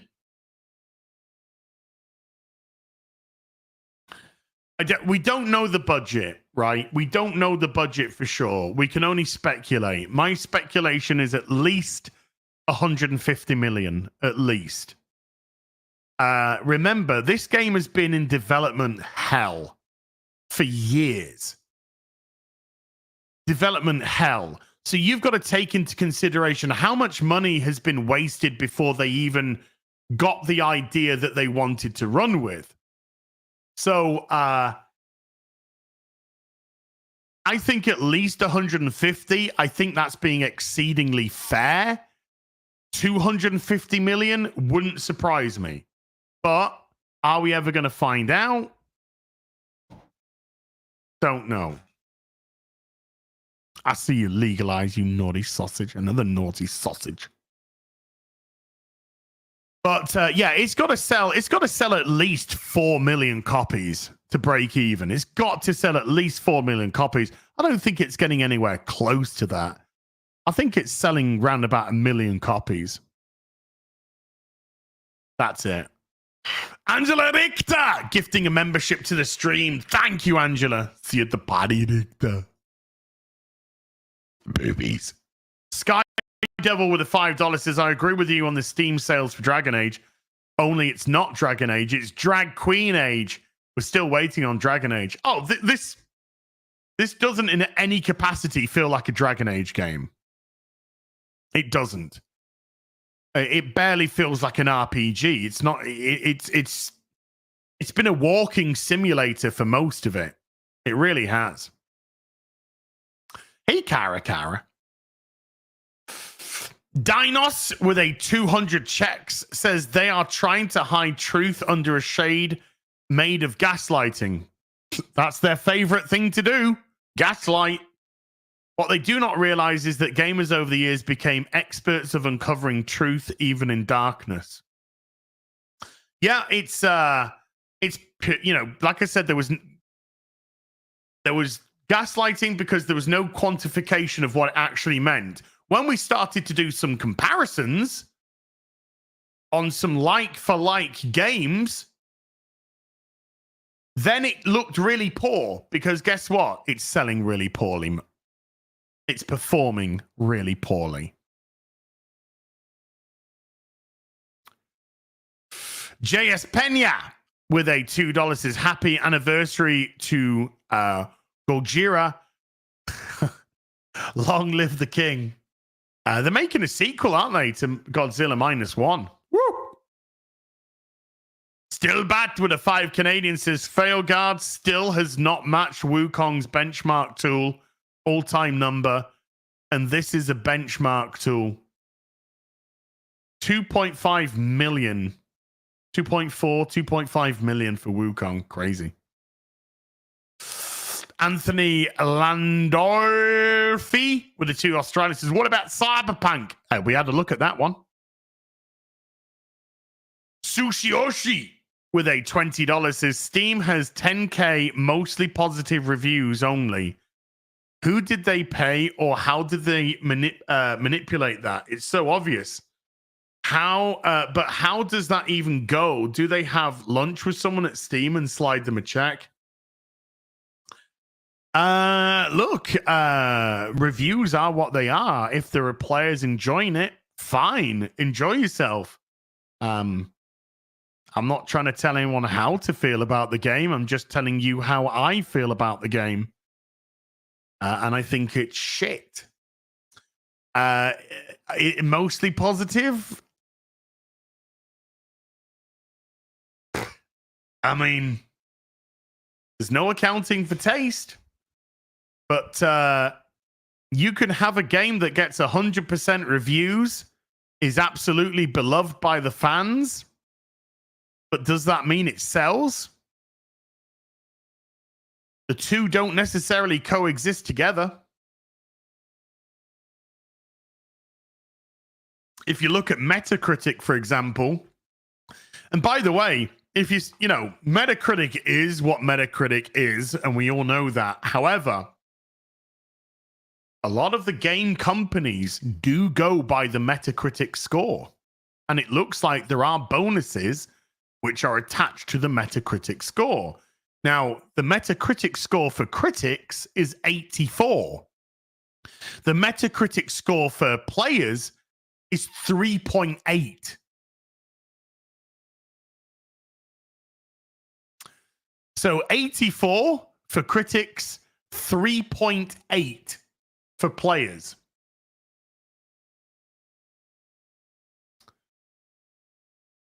So that's that. The Raven and the Writing Desk has been a member for 14 months. Thank you, Raven. Guy Incognito has been a member for 14 months. Thank you. Sushioshi has become a member. Thank you, Sushioshi. Baby. Istorum has become a member as well. Thank you. Dave Grimes with a 31 month says, hey, Laz, have you seen, and I'm sure you have, the new 1 in 6 T1000 on Sideshow? Yeah, I've already got it pre-ordered. Yeah, I've already got it pre-ordered. I already have him pre-ordered and the new T800. Yeah, I've got both the T800 and the T1000 on pre-order. They look fantastic. The 2.0 versions. Rook takes Rook gifting a membership to the stream. Thank you. We've had 50 new members today, chat. AKA Fullest with a 20 Norwegian says, hi. You think we're going to see more games like this? Probably. You know, game development is a lengthy process. So a lot of these games are going to already have been in development. And they've got to come out. So yeah, I likely think we're going to see more games like this. Hell, we've got Assassin's Creed Shadows coming up in February. And it's going to be very interesting to see how that does and the reaction to that. Very interesting. But yeah, I don't think we're done yet. And I think that Sweet Baby Inc. have either signed a new deal or got some sort of deal which gives them access to even more studios now. So certainly from the West, expect more like this. In the East, no. I think we're going to get good games from Korea, from China, from Japan. I think we're going to get plenty of good games from there. I think we're going to get some good games from AA developers. But AAA developing is throwing itself off a cliff right now. And it can. Yeah, the Powell Group. There you go. Yeah. They've done a deal with the Powell Group, which gives them even more access, aka even more influence to put their shit in there. So, yeah, from AAA Western companies or even Western gaming companies in general, yeah, absolutely, dude. It ain't done. Not by a long shot. Sam Cordwell with a 5 Australian says, I work a basic retail job and a bunch of us play games. If I talk bad about this game, I'd be fired. I mean, obviously it depends where you work, but with online being online now, you got to be careful what you say in certain areas if you don't adhere to the ideology of the company.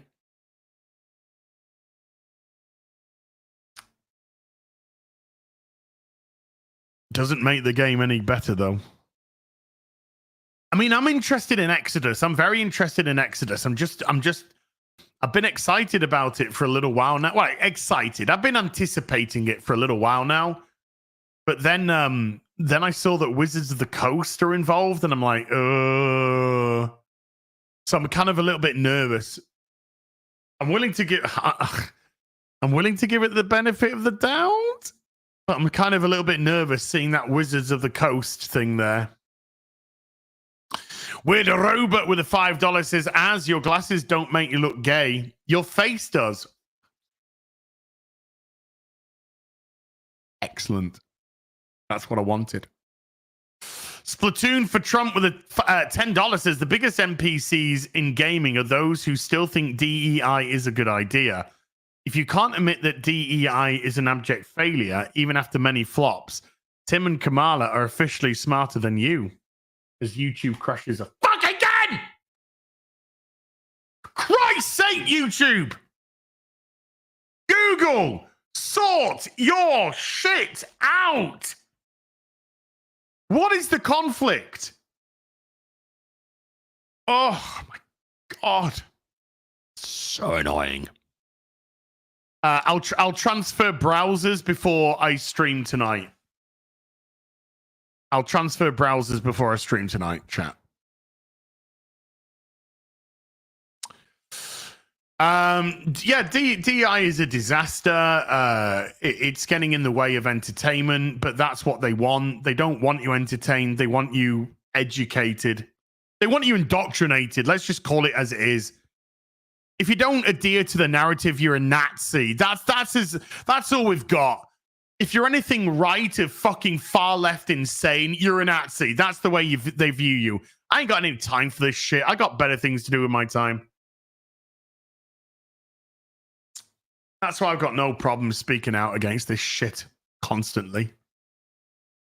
Flower Girl with a $5 says, the Dragon Age, the Veilguard creators and devs obviously have an agenda. Joke's on them, though. Their agenda doesn't make money. Your glasses equal not gay. Well, you know, the main developer is a man in a skirt. The main writer is a man in a skirt. That's where we are now. We have to deal with this fucking nonsense. Kenneth Downing with a $20 says, hello, Az. I've watched you on FNT and videos with Nerdrotic for a long time. And I wanted to give you support. Well, $20 is very generous, so thank you. Who are your favorite superheroes? Mine are Batman, Spider-Man. I think Deathstroke beats Taskmaster. Okay. Batman, my big favorite. Love me Green Arrow as well. Love me some Superman. You know, they're like my big favorites when it comes to superheroes. And thank you. Coali with the $5 says, I feel like Dragon Age franchise did the Grey Wardens dirty. They were so cool. I wish Dragon Age was like Mass Effect, playing as one character across the games. I mean, yeah, I mean, after Dragon Age Origins, the Grey Wardens were always going to be up against it because the Grey Wardens are there for a specific thing that happens every 1,000 years. So when you defeat it, what do you do then? What can you really do with them? And then we get what we get with these little pockets of Darkspawn still, which really ultimately shouldn't really happen.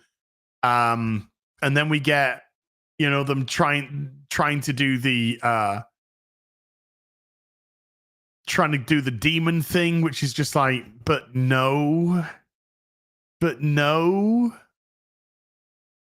So yeah, I prefer the idea of you playing the same character consistently through the Dragon Age games. I like that idea a lot. At the same time, you could exist as a Grey Warden who's now trying to find their place in the world because they've done what they needed to do. You know, the Darkspawn has been defeated for now. The Blight's been defeated for now. So what does a Grey Warden do then? That could have been an interesting concept. So yeah, I like where you're coming from. Splatoon for Trump with the $5 says, also, the people who legitimately support Carla are more clueless than the dementia patient sitting in the Oval Office. Legit question. Is anyone running your country at the moment? Legit question. Legit. Is it who's actually running your country at the moment?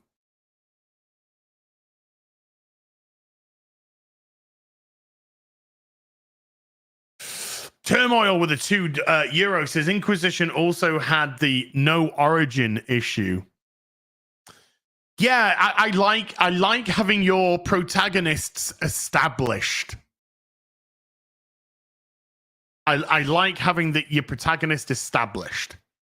You know, make them something. That's why I do like the idea of your character consistent throughout the Dragon Age series, considering it's meant to be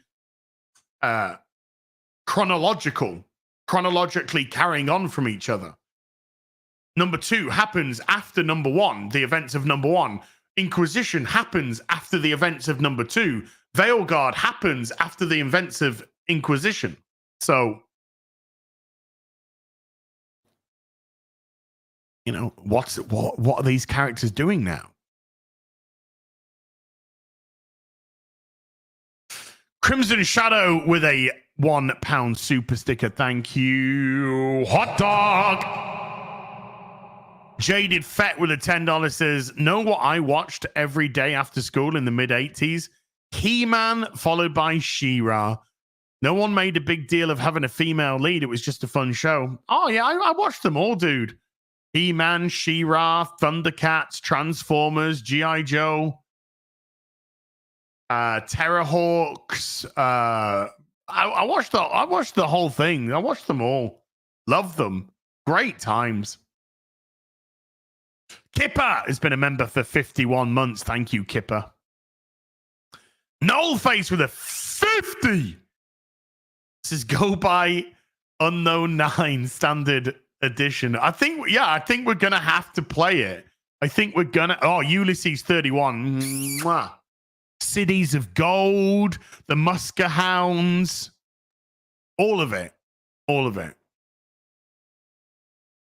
I think we play Unknown 9 after Origins. and we see how long we can last.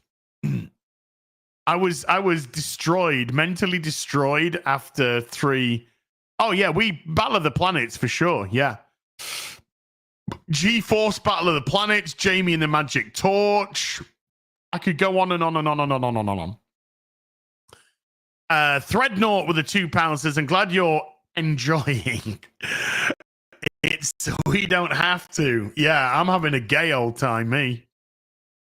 Michael O'Mahony with the £2 says, as you need to cross-dress to support the game. Everyone else is. Giggity. Angel Messenger with a £2 says, Veilguard reminds me of a mobile game, linear. Yeah, I've seen a lot of that, actually. I've seen a lot of people compare it graphically to just a mobile game or Fortnite. Legalize Adulthood gifting 20 memberships to the stream. Legalize Adulthood, thank you. He is a naughty boy. He is a fucking naughty boy. I've had a lot of very naughty people recently. Thank you so much, chat. Santa Claus thanks you. Darius White with a $5 says, Brown again. Careful with your rants, as you'll own them a brave pretty soon. You'll owe them a bath. We'll get to the bath pretty soon. By the way, if you notice, she only did 6 push-ups. Even she thinks it's a joke. I know. I saw that. They didn't do 10 push-ups at all. They're like, fuck this shit, I'm out. Missing Jin with a $10 says, I already knew this game was garbage when they dropped the first Failguard trailer. From what you have gone through, I salute your sacrifice. When porn has better stories, you have epically failed. I agree. I mean, when I saw the IGN videos that was...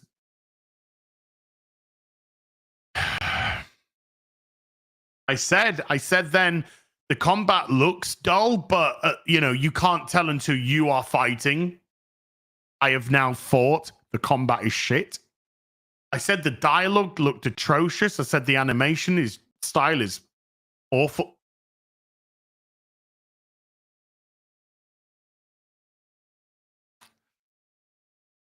Null Face with the $5 says, I bet Gary would have figured out your Dragon Age door key hack in mere hours.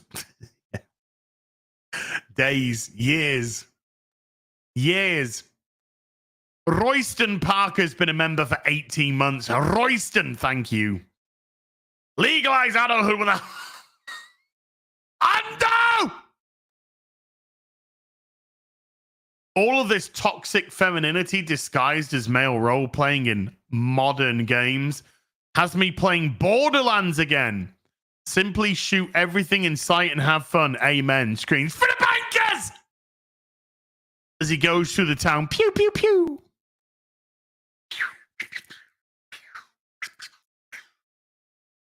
Simpler times. Dude, thank you. You are naughty sausage. My book's still downstairs. I will fill it in. Zeus Play has been a member for 7 months. Thank you, Zeus Play. Jaded Fett with a $10. Have you watched the trailer for Shower American Story? It looks like pure, unhinged fun. No. But I'll check it out later. Iron Morgan with a $5 says, I'm concerned with you as this game might induce you to a critical nervous breakdown like Martin Sheen's character had at the start of Apocalypse Now. Dude, well, I did do a 2-hour rant before yesterday's stream. So I did get a cathartic release from that. It was much needed, by the way. Chris Anton Lugrid Larson has become a member. Thank you, Chris Anton Lugrid Larson. Zeus Play with a $5 says, I bet you GTA 6 is remaking large parts of their game now. Black Myth was the best game this year for me, along with No Rest for the Wicked. Yeah, Black Myth. I think Black Myth Wukong's my game of the year. Stellar Blades up there. You know, that was another doozy. Helldivers was a great one. Space Marine 2 was another great one. There has been some good ones this year. Dustborn, of course. Sandy Q gifting 5 memberships to the stream. Thank you, Sandy. Oh, Sandy.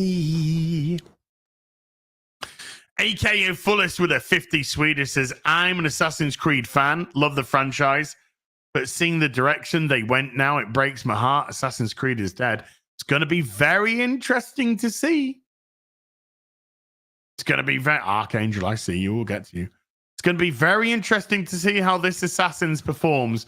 Or doesn't perform, but how they try to cover it up. Or it's just going to be interesting to see the cope that goes alongside this game.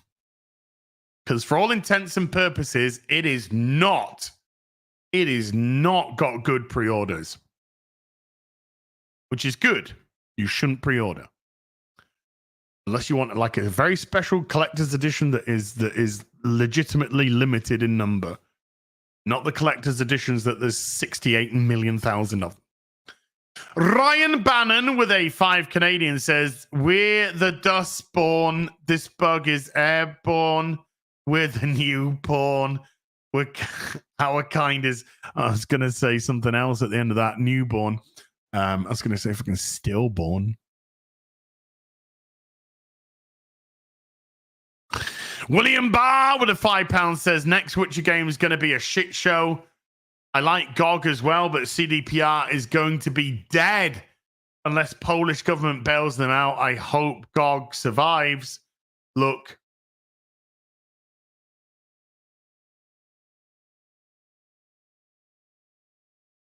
I'm so nervous about Witcher 4. I just don't see... in the current climate that we're at with AAA developers in the West, especially those that bow down and kiss the feet of ESG, how on earth the game can be good.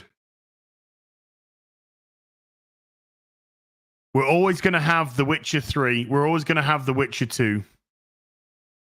Yeah, with The Witcher 4, it is a matter of expect the worst and hope for the best. If I am pleasantly surprised by The Witcher 4, bueno, bring it on. But to me, this is just my 10 cents. To me, I don't think you have an established protagonist in The Witcher 4. I think you should be able to create your own Witcher. Now that the story of Geralt is done, do I want to play Ciri, for example? Well, playing Ciri in the current climate, I would say not. If you'd asked me in 2015, would you like to play a game where Ciri's the protagonist? I would have jumped at yeah, absolutely. But in the current climate, no. No, because I don't trust that you'd do it good. I really don't. So I'm hoping that The Witcher 4 allows you to create your own Witcher. A la Mass Effect. And have your own story. Have a, But I just don't think we've got the level of writing. The people that made The Witcher 3, the vast majority of them have left the company. They've gone. It's the same with BioWare. The people that made the great BioWare games, they've all gone. They left BioWare ages ago. So we don't have the companies that we had then.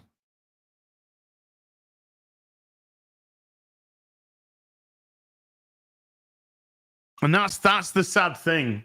I loved Ciri in The Witcher 3. I thought she was a great character. I loved her to pieces. Really empathize with her. Loved the whole thing. I just don't think a Western company in current day can write a proper woman, a flawed woman, a vulnerable woman, a feminine woman. I just don't think they can do it anymore. All they can do is fucking tashes. That's all they've got. Tash. That's it. And it's sad because I would have loved a game done in good faith. But CD Projekt Red are absolutely ESG, DIE riddled. Regardless of what the MD says, it's all over the fucking website. Those actual words. ESG, DEI. It's all over the place. So no, I have zero faith, sadly. So it is a matter of low expectations. Expect nothing and hope to be surprised. Legalize adulthood with a $5 says game companies figured out it was easier to turn autistic dudes trans than it was to get women interested in STEM. What is a woman? Though legalize adulthood. What is a woman? Seamus Morlane with a $5 says Putin was asked about his preference in US presidents. He famously replied, presidents come and go, but the men in the gray suits stay the same. Correct. It's pretty much the same with all government. You have your figureheads and then you have the people running the show. And believe you me, they're very different. Tyron Draken with a member for 13 months says no one is running America at the moment, just people who want to play pretend. And it seems to be running itself without anyone at the helm. Weird, eh?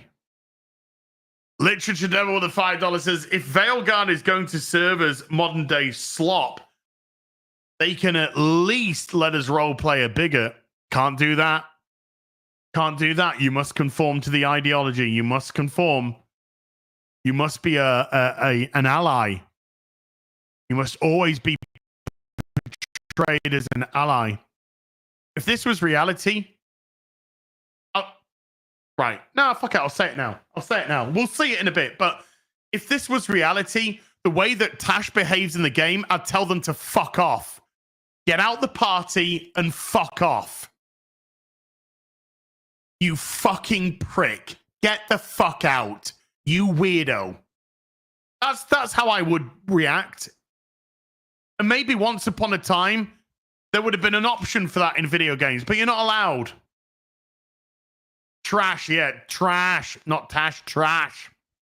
But you're not allowed. No, you've got to be an ally. You've got to be like, oh my God, that was so fucking brave of you to give your mum your made up fucking pronoun and your made up fucking gender. Oh.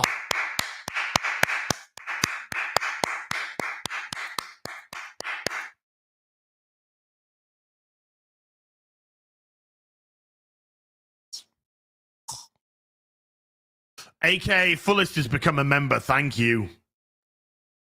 Veroni has become a member. Thank you, Veroni. Epic Reader with a membership for 7 says back from church, ready to vote Tuesday for DJT. Boobies. God bless America. Go out there and vote.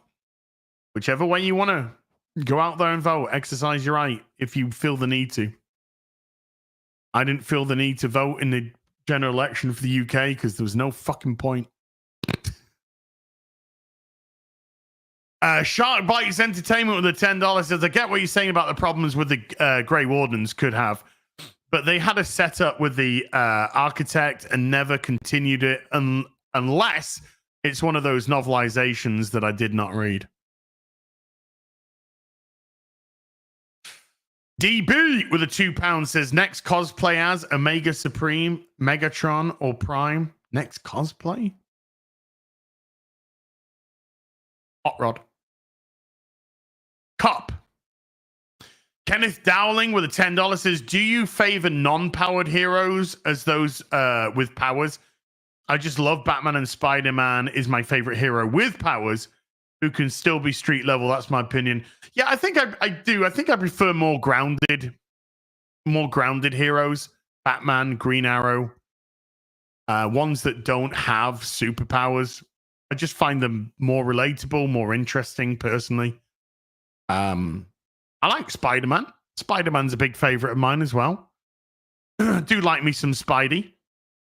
He is more relatable. He is more ground but Spider-Man's your friendly neighborhood. You know, it's not as if I'm not a big fan of the cosmic ones, although I do like a bit of Green Lantern. But I'm not a huge fan of the cosmic heroes.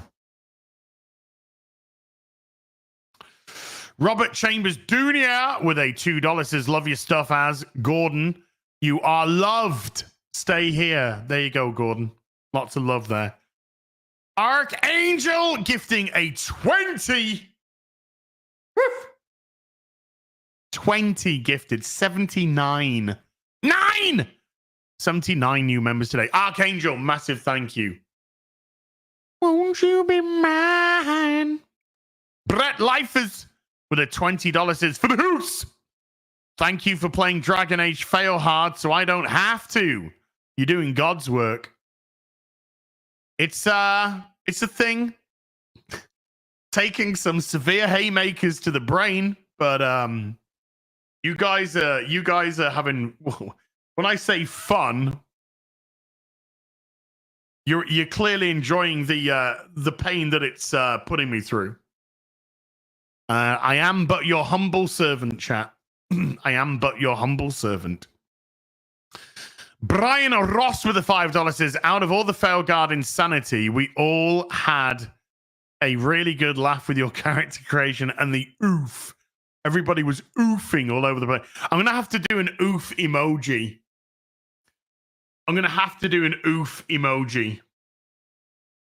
Yeah.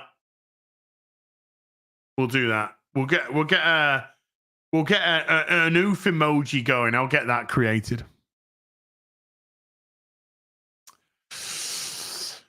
Lancelot 652 with a $10 says, I'm surprised no one has mentioned the city elf origin where your friend gets taken to be graped by a noble son, where you can choose to leave her or kill the noble son.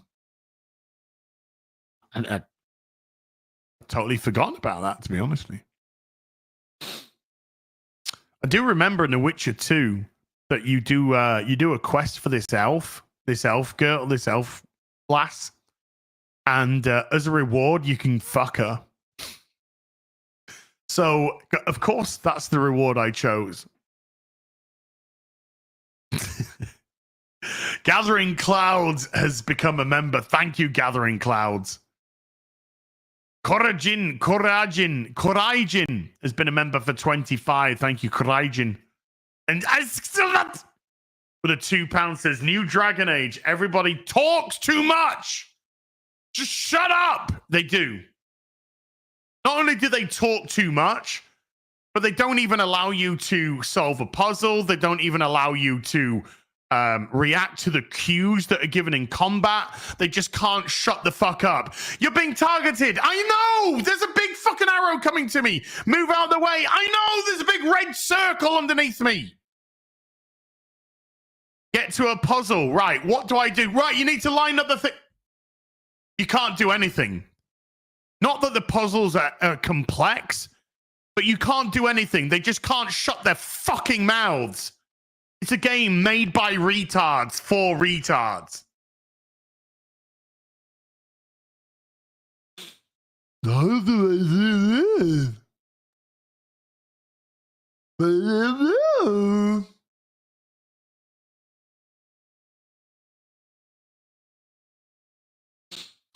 $4:30 UK time. Dragon Age 76,500 at peak. I don't think it even hits the 85. I just don't think it does. It doesn't look like it. We'll see. Let's give it another 3 hours or so to hit peak US, but there we go.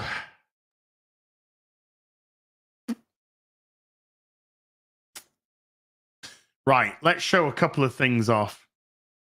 We've got about 30 minutes left or so. Then I'm going to eat. I'm going to feed and water myself and get myself mentally prepared for for the evening's Dragon Age Failguard stream. But first, before I do, I just want to pay homage to Peanut and Fred.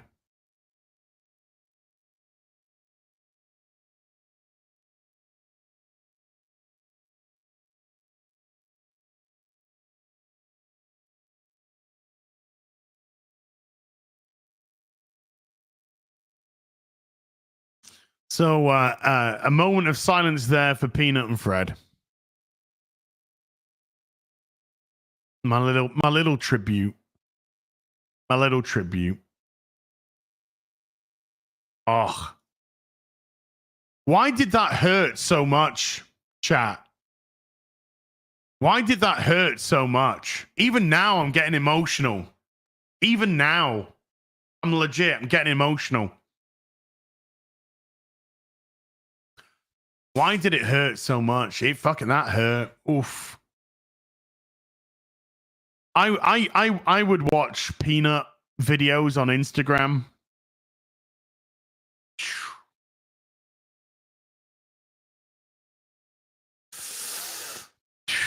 That hurt. That really fucking hurt. That one. Okay, so I've got a couple of things bookmarked, and I don't just mean Yumi-san's big old fucking Asian titties, but they are obviously also bookmarked. Right, I want to bring up this this post from Verbal Riot. Great guy. Gathering Clouds just gifted 20 memberships to the stream, which takes us to 99 new members today. 99! 99!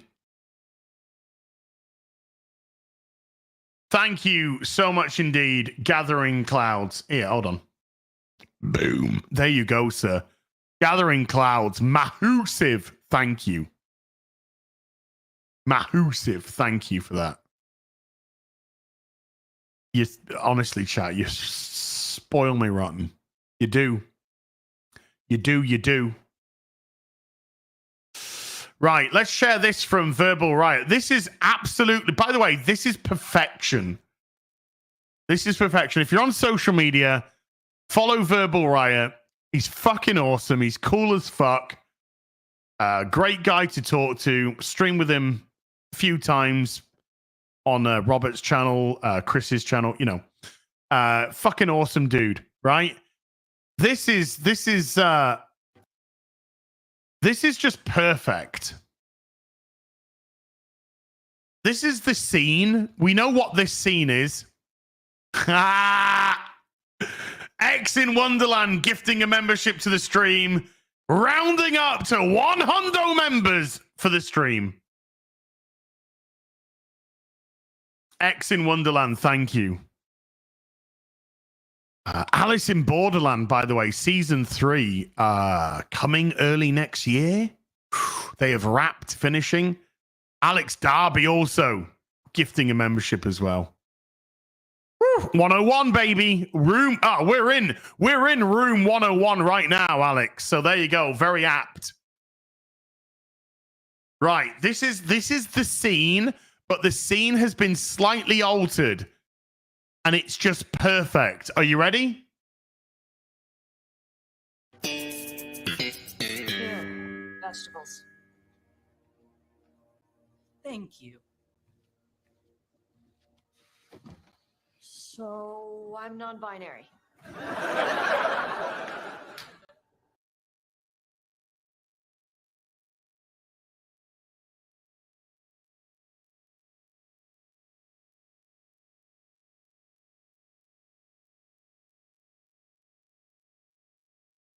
We haven't even got to this part in the game yet. We haven't even got to this part in the game yet, just FYI, and it's still just so painful. What does that mean? It means I don't feel like a man or a woman.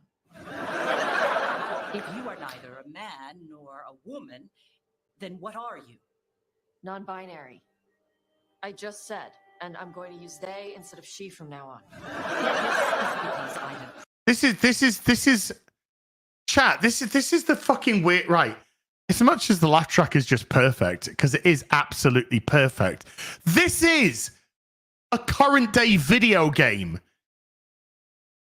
This is the most current fucking day pathetic crap you could possibly imagine. But here, by the way, based mother. criticized your dress or your manners. It isn't.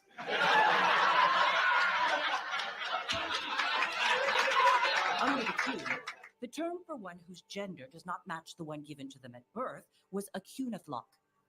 Perhaps you are like that. Why do you have to keep picking at it? Why can't you just be happy for me? Evitash, chakra to ebra. Who I am? Even if I don't feel like I fit, even if I feel wrong? No, you misunderstood. Right. Our video games are not your therapy sessions. Kareen, our video games are not your fucking therapy sessions. Pay for them in your own time. Deal with it in your own fucking time. But it's tragic. And I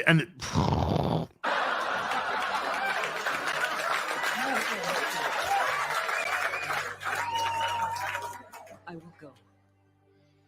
Thank you for inviting me to your home.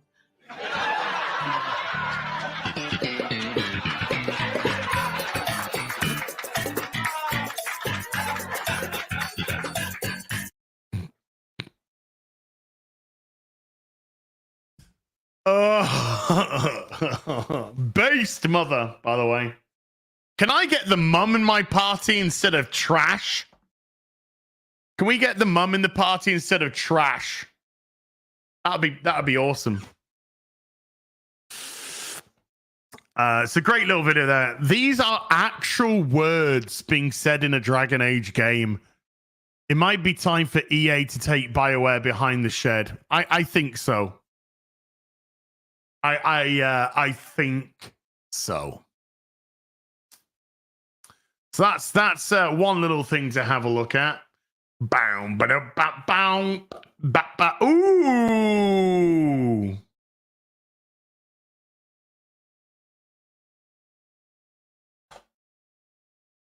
Perry Chan has already whipped up an oof emoji. Woof. Bow, bow, bow, bow. Bow, bow, bow, bow, bow, bow, bow, bow, bow, bow. Sorry, I'm just going to have a quick look at Yumi-san's massive knockers. Oof. Hi, Yumi-san. Right, let's just have a look at let's just have a look at this wait, what? That one. Wait, what? Stop doing that. Here, this one. Here we go.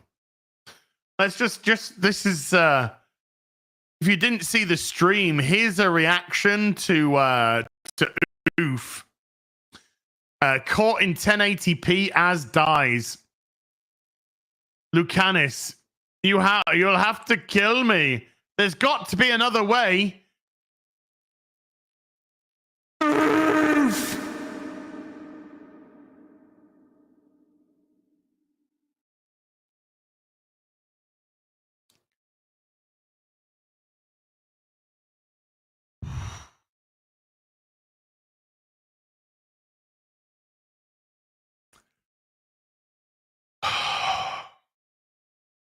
Which of course spawned this great image, which is the thumbnail for this and the previous video.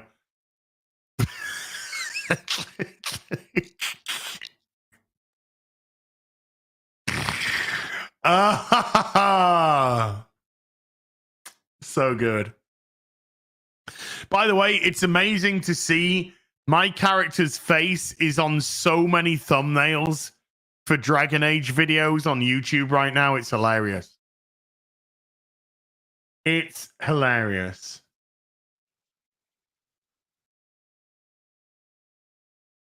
What else have we got?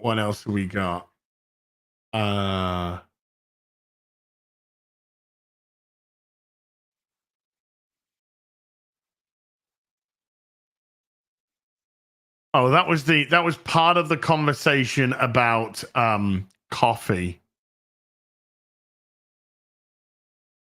So of course we had this. If you haven't seen this chat, but you know, these are things which go around. There's this. You got to validate trash again. You've chosen to encourage trash by focusing on the benefits of a multicultural background. So I just want to talk about this for a little bit, okay? There shouldn't be a multicultural background in Dragon Age. It shouldn't exist. It shouldn't exist. Let me grab ooh, nice. Let me grab part of my stream from part 1. Dragon Age part 1. Let's just go into here. And let's get to... Oh, that's the character creation. Still doing it. Still doing it. Still doing it. Oh. Here we go. Here we go. Here we go. Okay, let's just take... Actually, yeah. Let's just take...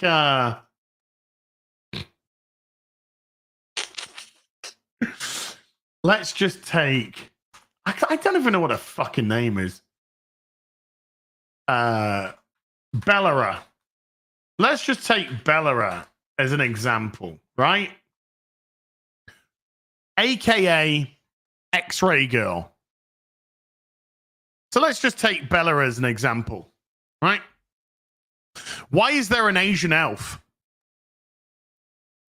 Why is there a black elf? Stop being racist. No, it's not racism. It makes no sense. There shouldn't be any subspecies, subgroups within elves. Elves are elves. Where is China in this? Where is Japan in this world? Where's Korea? Right? This is immersion breaking stuff. This is stupidity. This is what we've seen on Rings of Power. This shouldn't exist. It's not racism. The elves look the way that they do. Normally tall, slender, thin, white, pointy ears, long hair. Because that's an elf. When you start to multicultural your elves, they're not elves anymore. There shouldn't be any subgroups within there. There shouldn't be Asian elves and black elves and Pakistani elves. It doesn't exist. This is again forcefully inserting multiculturalism from current day Earth. This isn't planet Earth. That's why in things like Lord of the Rings, the world looks the way it looks. The hobbits look the way that they look. The humans look the way that they look. The elves look the way that they look. The men from the east look the way that they look. Because they are from their own established subgroup. They're on their own established groups. There isn't any subgroups involved in that. So there shouldn't be. Should you have black humans? Yes. Potentially based on the geography. Because that would fit. But black elves don't work. No. Doesn't work. Asian elves doesn't work. No.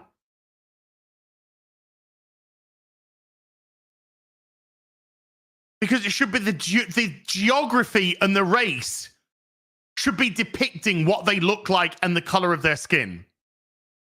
Not current day, multicultural, left progressivism, planet Earth. Doesn't work. It doesn't work. It looks stupid. It's not racism. It's a way that you differentiate between your fantasy races in a world and established a fixed geography. Because if everybody looks the fucking same, whether you're an elf, you're an orc, you're a human, whichever part of the fucking world that you come from, your world is a fucking blob. It means nothing if you say you're from this place or from that place or the other place. It means nothing. Geographically, world building, it means nothing. Because everyone's the fucking same. We've got Asian humans, but then we've got Asian elves, but then we've got Asian canary. It makes no fucking sense. These aren't multicultural places.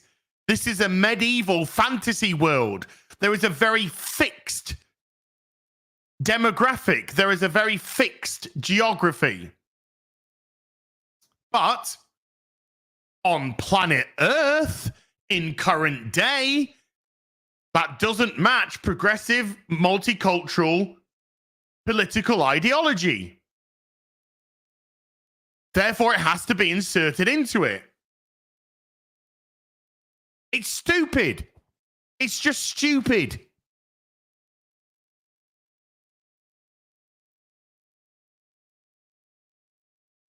We have, in a lot of different fantasies, we actually have areas which they, are Asian orientated, where you go to a certain part of the planet, you go to a certain continent, and the population looks, inverted commas, let's say Asian. Could be black, could be brown. That establishes the different geography. It establishes the different race. It establishes the different demographic. It's a way that you can insert religious connotations, religious iconography, religious ideology upon these races as well.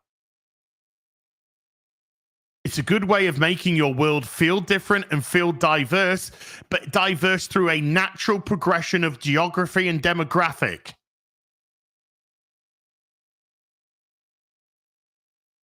So having black elves, Asian elves, it's stupid. It's stupid. We are talking about a game where elvish people, for example, are discriminated against. In the let's take The Witcher. In The Witcher, the elves are discriminated against, right? So if you start to have multicultural elves, that doesn't make any sense. It wouldn't make any sense. That's why the TV show of The Witcher looks like a fucking joke. A multicultural fucking joke. Because you can't establish legitimate things like persecution, like discrimination. Because you can't talk about discrimination and use a setting of a multicultural environment. You can't talk about second-class citizens when everyone is treated as a fucking equal. Makes no sense. So your messages fall fucking flat because they have to consistently exist with hypocrisy around it. We want to discriminate against you witchers. We don't like your sort round here, Witcher. Welcome to my multicultural bar where we carry women as our equals. Doesn't make fucking sense.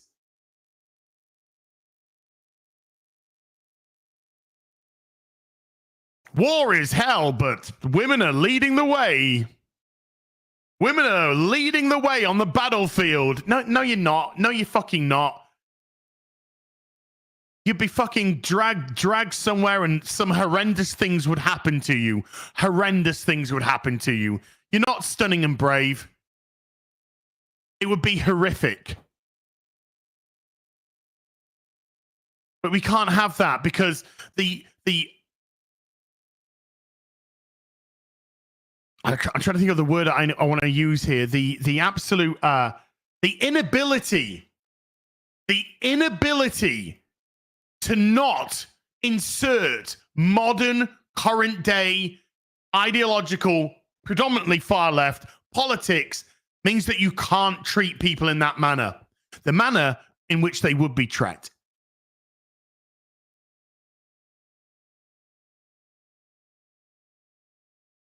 And that's why games like The Witcher 3 are very good, because they show the horrors of war. And they don't try and dress it up as parity with men and women. No, men go to war. Men go to war and men get fucking cut to pieces. And women usually have to deal with the grief of loss and the destruction of family and trying to pick up the pieces from there. And there's not a multicultural fucking aspect to it, because it's medieval Europe, it's medieval Poland. Or Lord of the Rings, it's medieval UK, it's white, it's just predominantly white. That's just the way it is. Doesn't mean you can't tell stories about predominantly black races or predominantly Asian races based off the demographic of whatever fantasy that you're dealing with.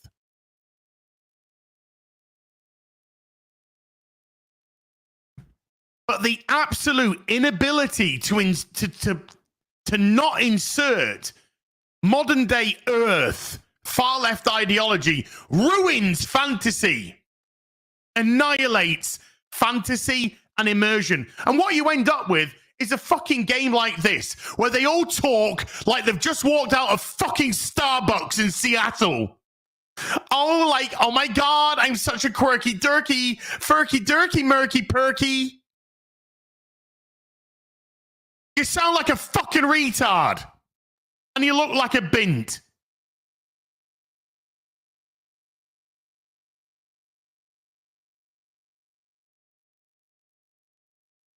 And so it ruins. There's no immersion. Zero immersion. Because you're constantly being pulled out of it with stupid fantasy multiculturalism, stupid dialogue, stupid, stunning and brave.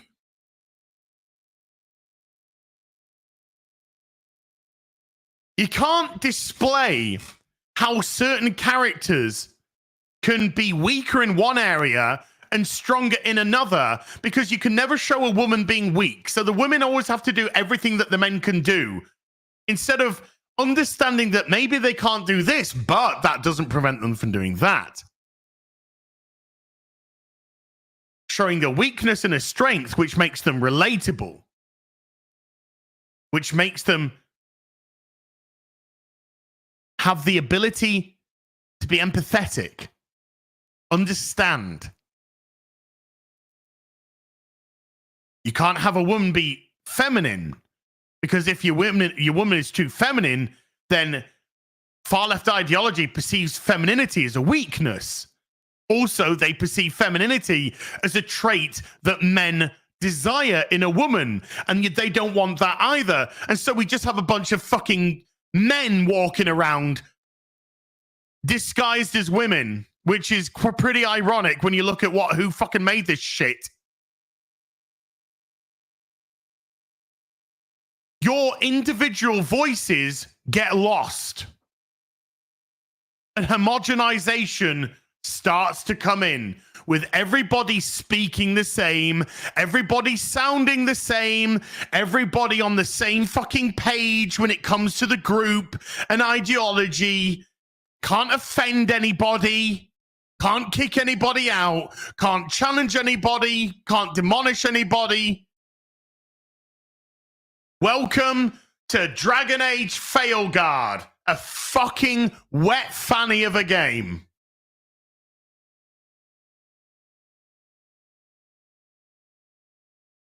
You can't legitimately deal with themes of a mature nature. You can't deal with things like discrimination. You can't deal with things like second-class citizenship. You can't deal with that. Can't even deal with sex properly anymore. Sex has got to be stupid doopy whoopy poopy.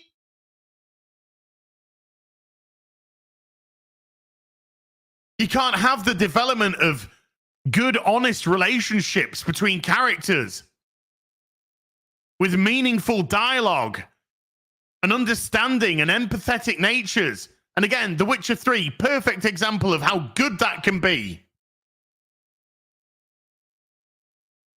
We got this fucking annoying tart who just sounds like she's walked out of a San Francisco hairdresser's.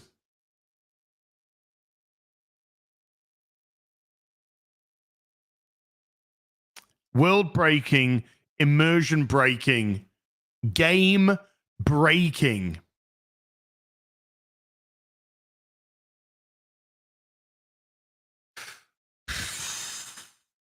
I want to kiss you right now. I'm going to kiss you right now. Do you know what? Honestly, chat, do you know what part of me thinks that they wanted to do there? Part of me thinks in my head, do you know what they were doing? They were asking consent. They were asking consent. No touching without consent, remember? Have I kissed a woman in my life without consent? Yes. Have I been out in a nightclub or on a date with a girl and got to a point where I'm just like, I'm going to kiss them. I'm going to kiss them. They might reciprocate the kiss, or they might push me back and go, no. In which case, fine. But that's once upon a time what we used to do. That's just how life was. You wine somebody, you dine somebody, you made a move. Now, the woman got the hint. If you didn't make a move on the woman, she probably took that as a hint that you weren't interested. Well, we went on a date and he didn't make a move on me, so I guess he's not interested.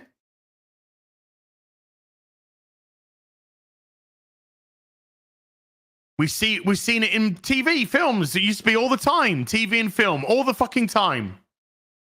You'd grab the woman, kiss the woman. She'd either kiss back, fight back, and then kiss back. But now we've got the I'm got to tell you that I'm going to kiss you, so you're prepared.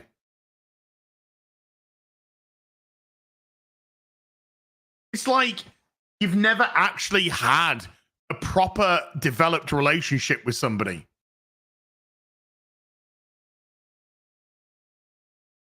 Like, you don't actually know how to properly interact with somebody of the opposite sex. Because maybe they just all same sex. But you don't even know how to properly act and how things are done. Now you need some sort of affidavit to fucking sign. I, dumb fuck fucking buck, give my consent that on the date of the 3rd of November in the year of our Lord 2024, that I doth give my consent fully and without interference to being kissed upon.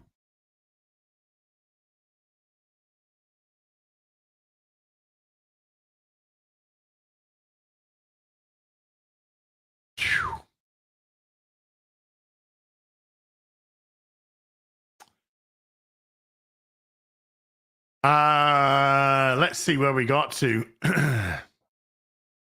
Let's see where we got to. We got here. Boobies. Kenneth Dowling with a $10 says, I agree with you. I'm not into big cosmic heroes. I respect Superman because he's OG. Yeah, Superman's GOAT. But he doesn't, I mean, he used to kind of like just do a lot of Metropolis stuff as well. Not cosmic stuff. But he can be overpowered. I like grounded heroes as well, but I like a bit of superpower. Interesting to me. Yeah, I mean, superpowers can be interesting. Superman is actually really good because in the right hands, Superman can be written really well. Dan Jurgens, stuff like that. He writes a fucking unbelievably good Superman. Dr. Martin Luther Pepe with a 2 month says, give me something for the cringe and let me die. I do feel like fucking Bobby Baratheon right now. Curtis D of Montana has been a member for 13. Thank you. Feline named VJJ with a $5. Thank you for putting yourself through this for our entertainment. Your entertainment, my sin. Alex Noss with a 10 months says, I'm glad you're making more money on this game than the developers. Most likely. I mean, I think I'll probably come out with more profit than this game will. Not even joking. Jay Plays with the $5 says, remember people we lost Pandemic Studios from EA, but they think this is okay? Well, time will tell. But EA aren't shy about closing down developers. And BioWare's already lost BioWare Montreal after the failure of Mass Effect Andromeda. And look at the failure of Anthem as well. Failure of Andromeda, failure of Anthem. I think this is going to be the hat trick of failures. Aaron Redacted with the $5 says, Seinfeld, what is the deal with BioWare?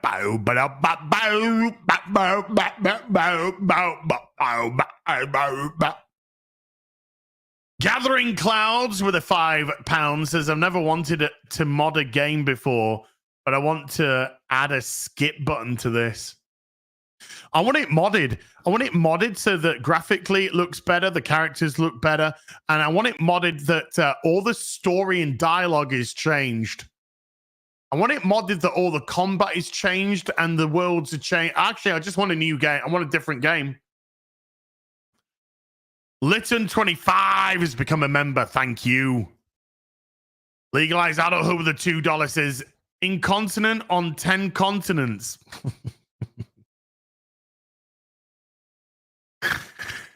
B-Chain315 with a $5 says, you act like a retard and you look like a bint, as truer words have never been uttered. Love you, as they hate you because you speak truth. It's all gravy, baby. Look, you know, that character looks like she's what? Probably 30? That character looks like she's about 30 years old or something. Talks like a fucking 14-year-old girl. Arrested Development, the game. AKA Fullest with a 50 Norwegian says, hard times create strong men create good times. Good times create weak men create hard times. What part are we at now? Weak men. We're at weak men dressed as women create hard times. Kenneth Dowling with a $10 says, characters like Blade, Captain America, or even Deathstroke, extremely skilled, have power but are grounded and can be street level. Enjoyed this chat/debate with you. Have a great one, Az. Cheers, mate. You take care, dude. Yeah, Daredevil's another good one as well. Got powers but good street level. Boobies. Right, chat. I'm going to love you and leave you for an hour so that I can recharge mentally, get something to eat, get something to drink. I'm going to be back in 1 hour from now with part 4 of Dragon Age, the On the Rails Failguard. So huge thank you to everyone who came to watch today. Mods, thank you for giving up your free time. Everybody who super chatted, membered, remembered, gifted memberships. Thank you so much indeed for supporting the channel. I'll see you in an hour. Until then, you take care. Goodbye, Belobo.